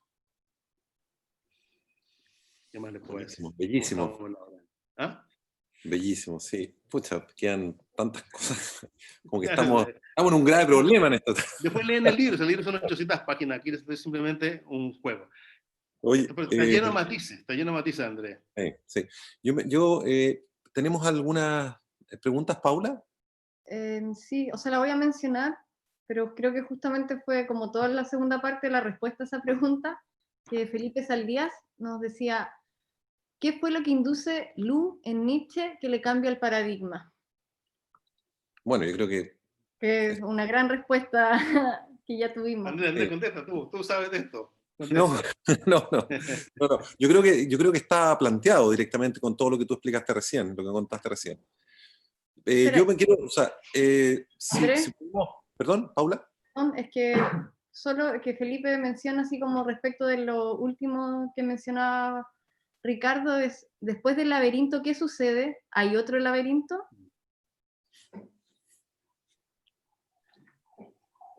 ¿La buena noticia o la mala noticia? ¿La buena o la mala noticia? La buena es creer que no, diríamos. La buena es creer que no, que basta con uno. ¿No? Sí. El mito es complejo, yo lo tengo actualizado. Voy a contestar míticamente, ¿ya? Más que estamos en pandemia. El que tenga oído que escuche. Miren, fíjense cómo es Ariadna. Mira, Ariadna es hija de Minos, y Minos es Dioniso. Eso es como hija de Dionisos. Ariadna es hija de Pasífae, y Pasífae está tan enamorado del toro blanco mítico, de un toro, que tiene relaciones con el toro, gracias a Dédalo. Dédalo le construye el artilugio porque tenga relaciones con el toro. O sea, es hija de Pasífae, o sea, es tremenda la Pasífae. El Minotauro, ¿quién es? Es hijo de Pasífae y del toro blanco. El toro blanco es Dionisos. Y Minotauro es una tremenda bestia que no es como contenerla, que Dédalo tiene que construir el laberinto. O sea, construye el laberinto. O sea, el Minotauro es tremendo. El Minotauro creo que es Dionisos. O sea, Dionisos es Pasífae, es Minos, es Minotauro, es el toro blanco. ¿Qué es lo que es Dioniso? Es hermano de Ariadna, es el padre de Ariadna, es la madre de Ariadna. Y hay mitos en que Ariadna es nodriza de Dionisos. Incluso Ariadna le dio esta leche, Ariadna es madre de Dionisos. O sea, es tremendo como es el mito. Entonces, ¿qué pasa? O sea, Ariadna es tremenda. Ariadna entra al laberinto y sale del laberinto. Por eso tiene un hilo. Hasta Dédalo se pierde en el laberinto. Ariadna no. Luego, Ariadna es la señora del laberinto. Ariadna y Aracné, lo mismo. Ariadne, hay un vínculo. Por eso Nietzsche de repente juega. Ariadna tiene como de araña, ¿no? Telaraña, genera laberintos. Laberinto. Es el lado laberíntico de la modernidad, es el lado laberíntico del arte, laberinto de la filosofía, la madre de Nietzsche es Ariadna, su hermana es completamente Ariadna, Cosima era Ariadna, Lu es Ariadna, hay múltiples Ariadnas, porque son laberínticas que construyen y además te encierran a Dioniso, que es tu hermano, y después te traicionan. A Ariadna le pasó el hilo a Teseo para que matara a su hermano. Imagínense lo que hace Ariadna, se vende Ariadna. ¿Por qué? Porque le gusta a Teseo, y Teseo se enamora, ¿no? Y la utiliza Ariadna para matar al Minotauro. Matar al Minotauro era imposible, porque es expresión de Dioniso, pero Teseo es tan poderoso, Teseo es como Hércules, que lo puede matar, pero salir era imposible. Pero sale gracias a Ariadna. Y cuando Ariadna lo ayuda, traiciona a su hermano, a su padre, a su madre, a Creta, a la cultura minoica, tiene que irse con Teseo a Atenas, a Micenas. Tiene que irse. Y cuando se va, en la traición, o sea, la señora del laberinto es traición. Cuando se va, contestando míticamente, cuando se va del laberinto, está la isla de Naxos. Entonces están cansados en la noche y Teseo va con su barco, dice, descansemos acá. Descansa, tienen amor, es un mito adulto, tienen amor completamente. Ovidio escribe espectacular, la famosa carta de Ariadna a Teseo, léanla. Yo la tengo en mi libro, pero la pueden leer. Es una maravilla la carta de Ariadna a Teseo, que para llorar la carta que hace Ovidio. Ovidio escribía como los dioses. Nietzsche se la sabe de memoria. Nietzsche escribe el lamento de Ariadna con esa carta, entre otras cosas. Y cuando ella despierta, pasaron muy bien la noche, Teseo no está, y ella estaba sola en la isla de Naxos. Y se sube a la cumbre de Naxos y ve el barco de Teseo que se va. Teseo la traiciona. Traiciona la traición. Teseo la deja. Se sabe que Teseo se fue con Fedra, con la hermana de Ariadna. Y ahí viene otra tragedia más, Fedra y Hipólito. Se va. ¿Y por qué se va? Se va. Primero porque la traiciona. Se va porque ya no la necesita. Ya mató a Minotauro. Bueno, porque le gusta más Fedra. Pero ¿saben por qué se va? Porque Teseo sabe algo. ¿Qué sabe? Que Ariadna ama a Dioniso. Siempre la amaba. Se amaba a Minotauro, amaba a su padre, amaba a Pasífae. Siempre ha estado Dioniso presente en Ariadna. Lo que pasa es que Ariadna juega. Pero Teseo se cuenta, no puedo estar si es la mujer de Dioniso. Mejor me voy. Y creo que era Naxos, en el mito. Naxos era uno de los lugares donde había nacido Dioniso. Naxos donde estaban las viñas. O sea, cuando ellos desembarcan en Naxos, ni más ni menos era la patria de Dionisos. Mira, ¿dónde la dejó? Y ella llorando, entonces Ariadna es laberinto, y Ariadna es lamento, el lamento de Ariadna. Ariadna llora en la cumbre, yéndose Teseo, y llora, lamento. La señora del laberinto es puro lamento. Y en el lamento, en el dolor, ¿sabes lo que pasa? Estaba Dioniso al lado mirándola, obvio, siempre estuvo con ella. Siempre estuvo, el mito es increíble, siempre estuvo con ella. Como si me mataste como Minotauro. Me destruiste como destruiste todo Creta. Negaste a tu padre, el rey Mino, negaste a tu madre. Y entonces la sigue mirando y dice, yo estoy contigo.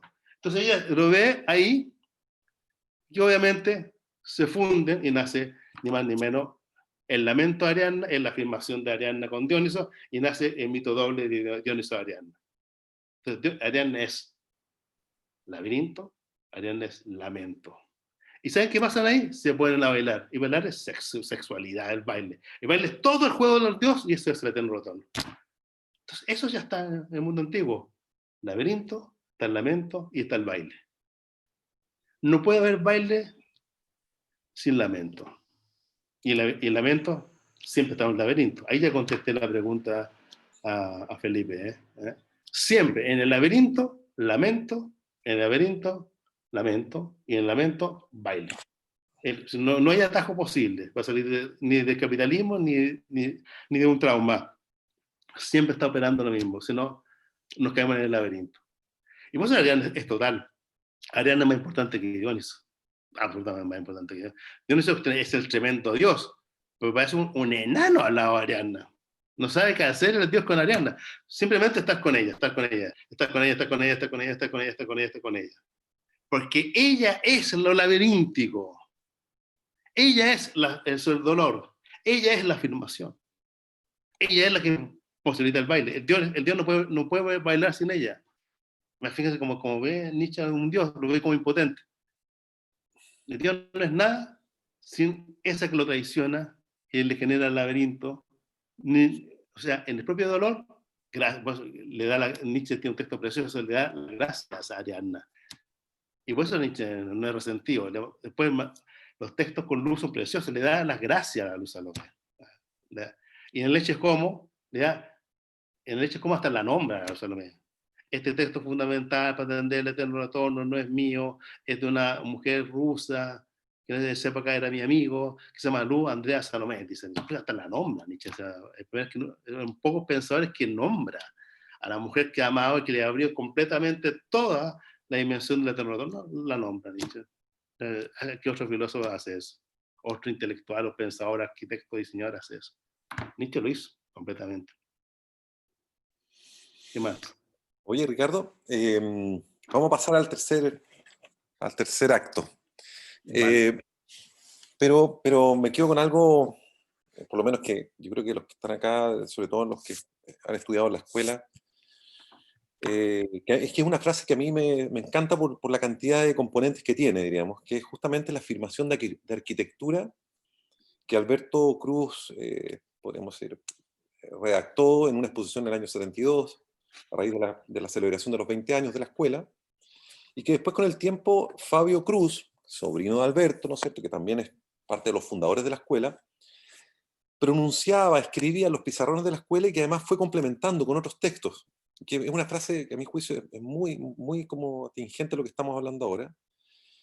Pero primero, la frase de Alberto dice, que es la definición de arquitectura que propone Alberto, muy distinta, ¿no es cierto?, a los grandes arquitectos de la modernidad, diríamos. Pero Alberto dice que la arquitectura es extensión orientada que da cabida. Hasta ahí podríamos tener, ¿no es cierto?, un taller completo para hablar de eso. Pero la afirmación de Fabio, a mi juicio, totalmente es como que toca en el corazón lo que tú estás planteando, porque dice, Alberto dice, la arquitectura es la extensión orientada que da cabida, y Fabio, en los pizarrones de la escuela, cuando nosotros éramos alumnos, decía, en el fondo, para que los hombres cogidos por las tareas del mundo puedan resplandecer en fiesta consoladora. Entonces, yo creo que la fiesta es el baile, ¿no es cierto? En su fondo dice, la arquitectura es la extensión orientada que da cabida a los hombres, quienes cogidos por las tareas, por el dolor, ¿no es cierto?, las tareas, el trabajo, podríamos decir, por las tareas del mundo, puedan permanecer cada cierto tiempo, ¿no es cierto?, en fiesta. Y después dice, fiesta consoladora, o sea, fiesta que da suelo. Yo me atrevería a decir, la fiesta que consuela, ¿cierto?, o este reconocimiento de la muerte, diríamos, este conocimiento de que viene la muerte, de que estamos ante ella.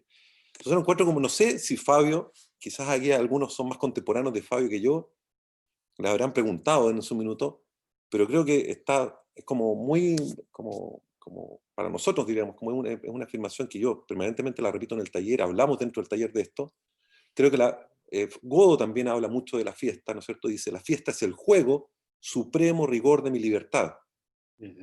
Y yo cambio la palabra fiesta por baile, y digo, son dos palabras evidentemente que están absolutamente enlazadas, ¿no es cierto? O sea, el baile es la fiesta al final, y la fiesta es el baile. Pero cuando hablamos de baile, ¿no es cierto?, en este plano, ¿no es cierto?, el baile de Ariadna con Dionisio, estamos hablando, ¿no es cierto?, en el fondo frente a la muerte bailamos, ¿no es cierto? Es como frente a la muerte bailar. Y eso lo encuentro tremendo, tremendo, tremendo. Es como...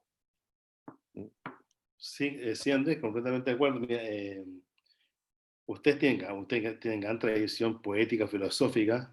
Me acuerdo, he conversado con muchos de los más jóvenes, a los mayores como tú, y a otros más mayores como Miguel de Ken, por ejemplo, de Nietzsche, con Miguel, y de ni más ni menos de Hölderlin. Sí. Hölderlin, la fiesta es fundamental. En un día de fiesta habla Hölderlin. En Brot und Wein, en Pan y Vino, en Pan y Vino creo que es la estrofa 7 o 8, cuando dice, ahí te contesto, mira, y cuando dice que la elegía de Pan y Vino, que parece como muy cristiana, que es fundamental, él dice, Aber Freund, wir kommen zu spät, ¿verdad? Amigos, hemos llegado demasiado tarde.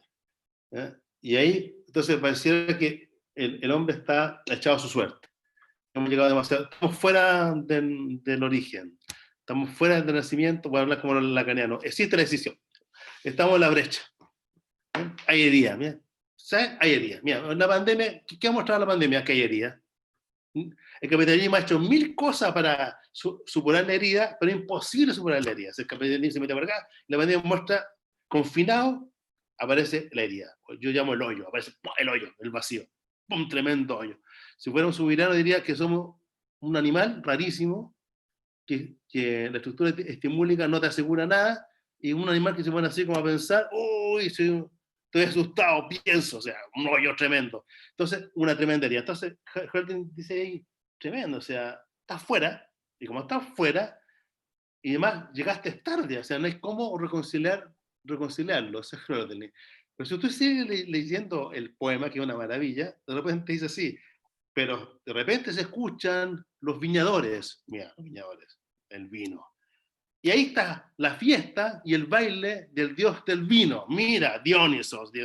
Y el texto termina diciendo que en el dios de Dionisos, con sus viñas y su vino, a veces la algarabía y la vida. Mira cómo Nietzsche siguió a Hölderlin. Ya en Brot-und-Wein, en la tremenda herida, somos una herida que el capitalismo siempre se mete ahí, el malvado se mete ahí, en el hoyo, para quitarnos el hoyo, la teología capitalista se mete ahí, dice, sabe, está el dios del vino, o sea, el dios del vino es esa fiesta. Nietzsche era un fanático, piense usted que Hölderlin era un pensador, poeta menor, poeta menor, no es Goethe, no es Schiller, en la época era un poeta menor, y Nietzsche era raro, lo leía, lo estudiaba en el colegio, lo estudiaba en Forta, siempre lo leyó. Otro de las figuras de Zaratustra es Empédocles, el Empédocles de Hölderlin. Si ustedes lo han leído, ¿cómo es el Empédocles? Es un lamento, en Nietzsche, el lamento de Ariadna, el lamento de Empédocles. ¿Qué hace Empédocles? Somos una tremenda herida. Y ante el Etna, ante la escisión, porque hemos llegado demasiado tarde y estamos fuera de la naturaleza, el lamento de Empédocles, y el lamento de Empédocles, me tiro. Entonces Nietzsche tiene el Empédocles metido dentro. Pero Nietzsche no quiere sumergirse. Mira, Nietzsche no es el pensador que busca la locura, sumergirse en el abismo. No. En el abismo afirmo. En el dolor con luz, gracias a luz, afirmo vida. Transvaloro los valores. Recambio el laberinto. Disuelvo el laberinto. O sea, Nietzsche, pero ahí está Hölderlin. O sea, esa idea de la fiesta, del baile, pero no para sumergirme en el Etna, como le pasó a Hölderlin, sino que salir como Neo levantándose en el Etna, como un nuevo Cristo, levantándose en el Etna para transvalorar ese laberinto que se disuelva. Entonces ahí se ve completamente, y por eso la fiesta es fundamental. Zaratustra está lleno de textos muy bellos de fiesta y de baile. Está lleno de canciones, está lleno de fiesta. ¿Y cómo termina? ¿Cómo termina? Después del pedacito que comenté de la otra canción del baile, termina con el sí y el amén. Con el sí y el amén termina, ¿verdad? Y como dice, ¿cómo termina? Haciendo los juegos de los 7 sellos. Y en alemán dice así, Den liebe die Ewigkeit. Pues yo te amo, oh eternidad. O sea, termina afirmando la eternidad. Pero la eternidad no de forma trascendental ni trascendente, la eternidad es afirmación en el dolor. En el pleno dolor, afirmo la vida. O sea, termina afirmando. O sea, como no me sumerjo en la eterna, no me sumerjo en el abismo. Nietzsche no quería locura, quería afirmación creativa, construir valores de vida, en lenguaje, valores de vida que la gente, que se pueden estabilizar en una época de puro laberinto y de pura zozobra humana. Nietzsche habla de la zozobra del presente, de la penuria del presente. En la penuria del presente, afirmación de la vida. Un poco por ahí va la idea. Y esa afirmación es esta fiesta que tiene componente del baile, sin negar el dolor, sin negar el dolor, el propio dolor te afirma. Eso es lo complicado en Nietzsche. Porque pareciera que es tan fuerte el dolor que rápidamente lo negociamos. Lo negociamos rápidamente porque el dolor nos hace prisa, nos pulveriza. Los alemanes hacen la palabra necesidad con not, ¿verdad? Notwendigkeit. Pero no también se puede entender, se puede entender como penuria, miseria. Entonces es raro. La etimología de los alemanes para entender necesidad también es la penuria. O sea, por eso Nietzsche hace un juego. La vida es una penuria, tiene como es humano, demasiado humano, ese carácter miseria, y parece que fuera necesario, no podemos hacer nada con él. Ese era mi padre, y así era mi pasado. Y Edipo, sí, hizo eso Edipo. Entonces hay un pasado como mítico, biográfico, que funciona como necesario, es una pura penuria. Por eso Nietzsche dice, hay que virar la penuria. eterno retorno, hay que afirmar la penuria, recrear la penuria, diferenciar la penuria, y empieza el baile. Y ahí el arte es fundamental. Por eso, cuando uno lee en la Bauhaus a Schlema tiene cabeza de teatro. El teatro, me da la impresión que Schlema es como, cuando tú vas a Zaratustra siempre tiene un teatro. O dicho, como tú veías, como un anfiteatro. Siempre tiene eso, o sea, siempre tiene. O sea, el baile, si leen el texto de la otra canción del baile, escuchan Nietzsche describe ese campo travieso. Es con arbolitos, quebradas, con grutas, con salidas. O sea, no es primero Zaratustra tiene cosas de Empédocles, tiene rasgos de Tristán, tiene rasgos de Jesús, rasgos de Sigfrido, rasgos de Empédocles, rasgos de su vida, el mismo, rasgos míticos, bueno. Y todo eso siempre, el baile es en un lugar, en una topología, en una cartografía. En el laberinto se baila. Bueno, y ese componente teatral, y Nietzsche es maravilloso, va construyendo siempre. Nunca le va a decir al lector, nunca va a tratar al lector como tonto. Jamás. El personaje jamás te va a decir claro y distinto qué es algo, porque además no se puede decir claro y distinto nada. El personaje se empieza a mover. Entonces, el estilo de Nietzsche es único. Y en el propio estilo, pues Nietzsche es como Kafka. En el propio estilo que va escribiendo, ya en el estilo, en la forma, se empieza a construir la figura de Zaratustra o la figura del baile. Y en la figura, el lector se pone a bailar en la figura teatral. O sea, siempre está el teatro operando. Y por eso está la distancia, el movimiento, la caída, la subida, la construcción, la perspectiva, o como la geometría, la perspectiva, la otra perspectiva, se pone por acá, se pone por acá. De repente tú crees que el eterno retorno te lo dice el topo, enano, no, el eterno retorno te lo dicen los animales, no, el eterno retorno te lo dice el último hombre, no, el eterno retorno es todo Zaratustra, es el eterno retorno. No hay un texto del eterno retorno. Y en el hecho de Homo es increíble, todo es eterno retorno. Eterno retorno es todo el componente biográfico, social e histórico es eterno retorno. Todo es un juego que de un baile que va dinamizando la vida, parado desde la nada, se recrea el pasado y se abre el futuro. Eso va haciendo Nietzsche. Y por eso siempre es teatral. No pueden escribir de forma teatral, jugando, molestando, poniéndose en juego. Yo soy que escribe libros más mejores que hay, los mejores libros son mis libros, jugando, seduciendo, provocando, destruyéndose, molestando a su madre, molestando a su hermana, molestándose a sí mismo, deconstruyendo él, deconstruyendo a Wagner, deconstruyendo a Alemania. Tremendo lo que es. Y eso Nietzsche lo hace en esta figura teatral de las múltiples perspectivas que va generando. Y si tú haces eso, te das cuenta que no eres un yo laberíntico. O sea, deberá ser así. Andrés. Oye, estamos habíamos pensado que este encuentro iba a durar alrededor de máximo 2 horas. Estamos en la hora ya. Pero hay dos preguntas, sí, de pronto las propongo para cerrar, y además del comentario de Juan Anbanter. Claro. Vamos a dejar, yo creo que la tercera parte podríamos dejarlo para otra ocasión, que en el fondo es directamente la obra de Nietzsche y la influencia con las vanguardias, y un poco tú anticipaste, ¿no es cierto?, toda la complejidad de la Bauhaus, por ejemplo, que es un tema que absolutamente, sí.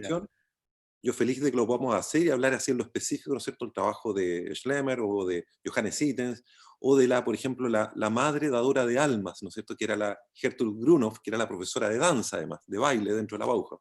Claro. Creo que ahí tenemos ahí un rico escenario para conversar. Todos eran lectores de Zaratustra y todos se iban a los textos de las danzas del baile. Y ese texto, la otra canción del baile, lo sabe Schliemann, lo saben todos, la otra canción del baile.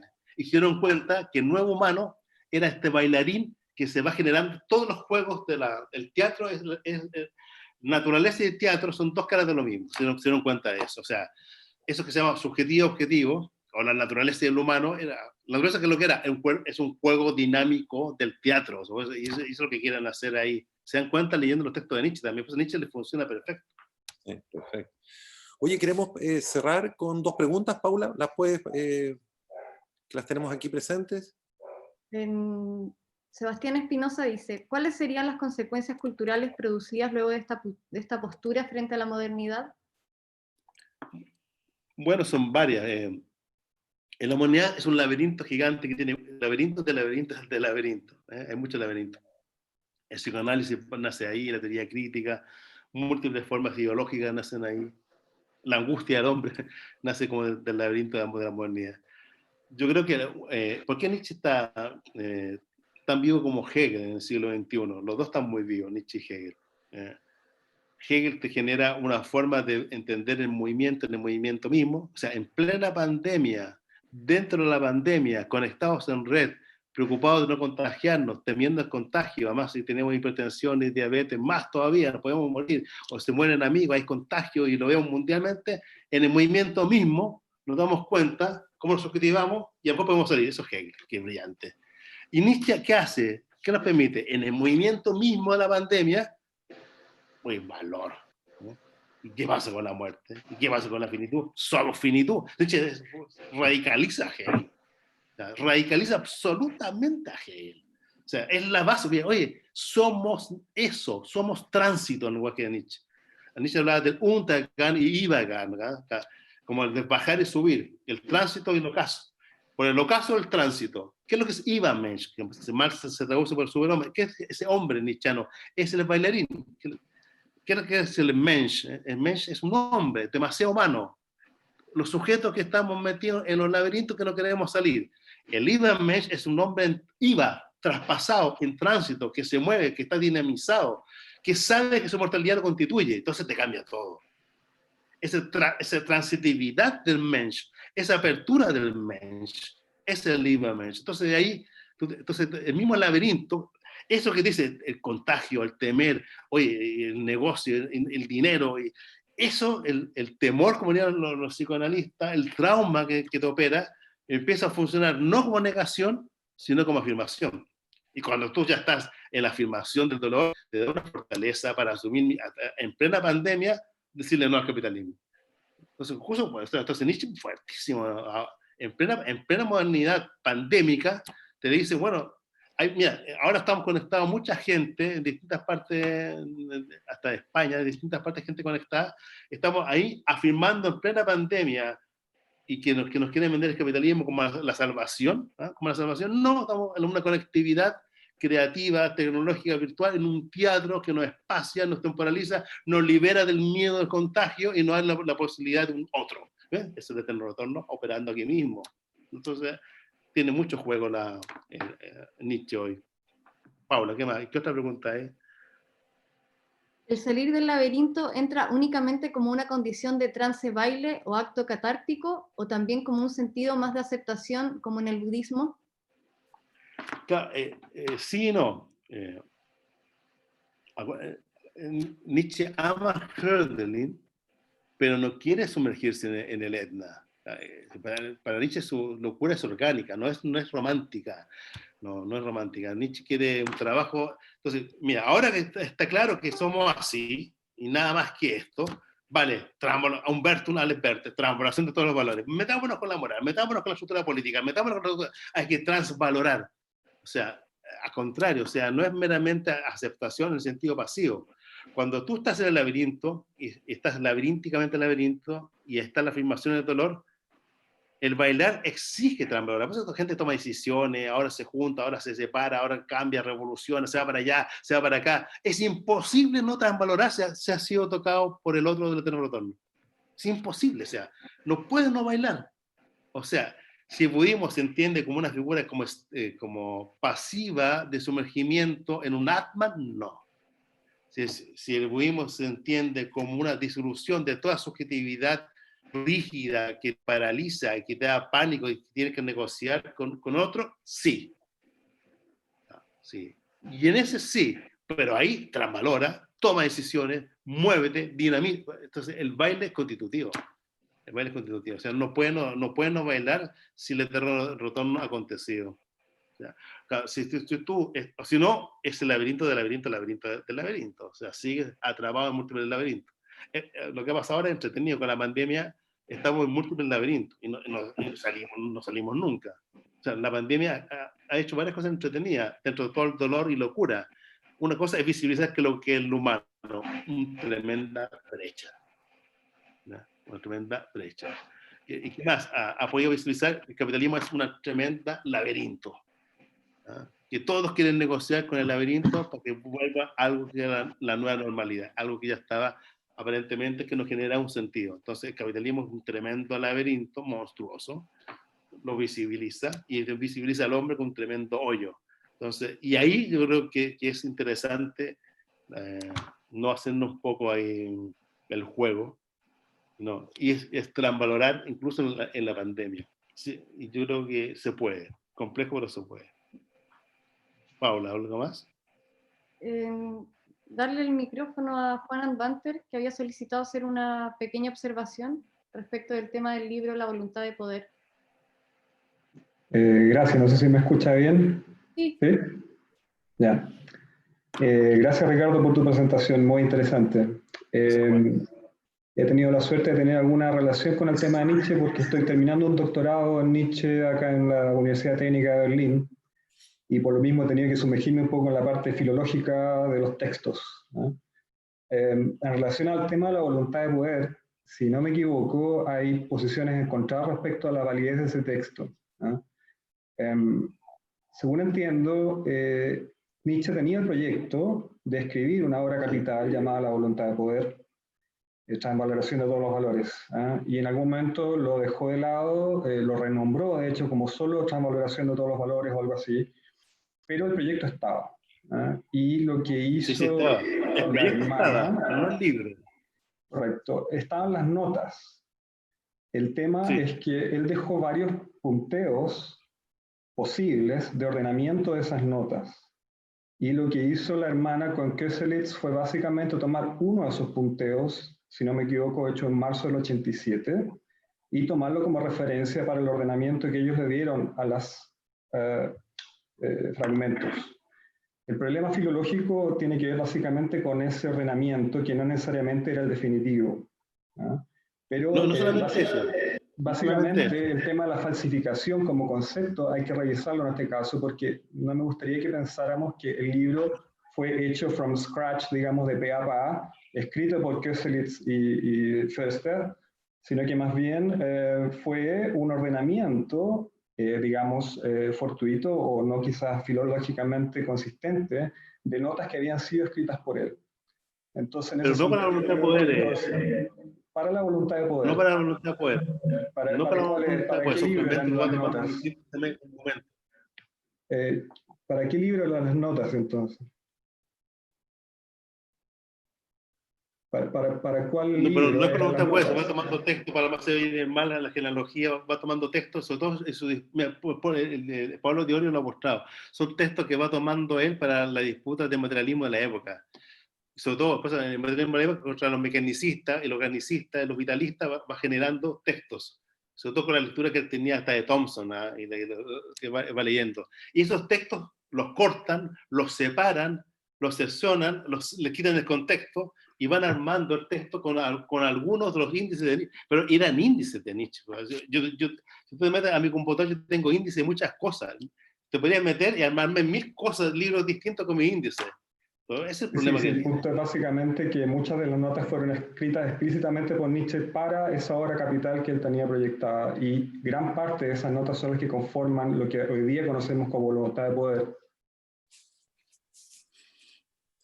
Pero bueno, son temas complejos que quizás no son pertinentes en el tema de los laberintos y las ariadnas, así que solo quería comentarlo como un tema complementario y te agradezco mucho la presentación.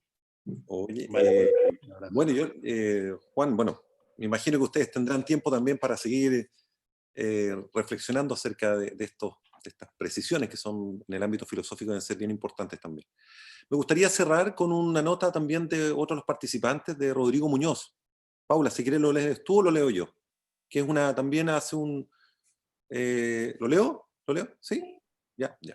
Él, para cerrar, para que nos despidamos en el fondo, Rodrigo Muñoz, que estuvo aquí con nosotros también, nos regala, ¿no es cierto?, una última nota para cerrar este encuentro, de antemano, bueno, o sea, antes de decirla, quiero despedirnos a todos, despedir a Ricardo. Muchísimas gracias, Ricardo, por todo el tiempo y lo rico, ¿no es cierto?, de la conversación, que pudimos como ir adentrando, ¿no es cierto?, en la naturaleza de este autor, y además, ¿no es cierto?, un poco en entretejer, ¿no es cierto?, las relaciones que hay con la idea del ser humano, diríamos. Yo vuelvo un poco a la misma problemática, ¿no es cierto?, el eterno retorno, la condición del baile, al final la condición del ser humano, de la vida, ¿no es cierto?, en torno a sí mismo, a su significación, a quienes somos realmente. En ese sentido, yo quiero también agradecer a todos los participantes. Llegamos a un quórum de más de 60 personas, y además, bueno, estamos todavía casi la mayoría presentes, que también es algo muy bueno siempre en cualquier encuentro, y sobre todo con la complejidad de distancia que tenemos en términos sensitivos, diríamos. Bueno, dice este texto, es de Federico García Lorca, dice: con idea, con sonido o con gesto, el duende gusta de los bordes del pozo en franca lucha con el creador. Ángel y musa se escapan con violín o compás, y el duende hiere, y en la curación de esta herida, que no cierra nunca, está lo insólito, lo inventado de la obra de un hombre. García Lorca. Y con él nos despedimos. Muchísimas gracias, Ricardo. Muchísimas gracias a todos. Y ojalá, bueno, tengamos otro encuentro, les vamos a avisar para continuar, ¿no es cierto?, con esta temática, con este tema, fundamentalmente alojado en el tema, en el cierre que diríamos dar en la última parte, que es el tema de las vanguardias y la relación con la obra de Nietzsche. Muchas gracias Paula, José, y a todo el equipo también por llevar adelante toda esta iniciativa. Muchas gracias. Hasta luego. Gracias a todos ustedes, se pasaron, estuvo muy bonito. Aquí es tarde ya, de noche. Chao, chao. Que estén bien. Descanses.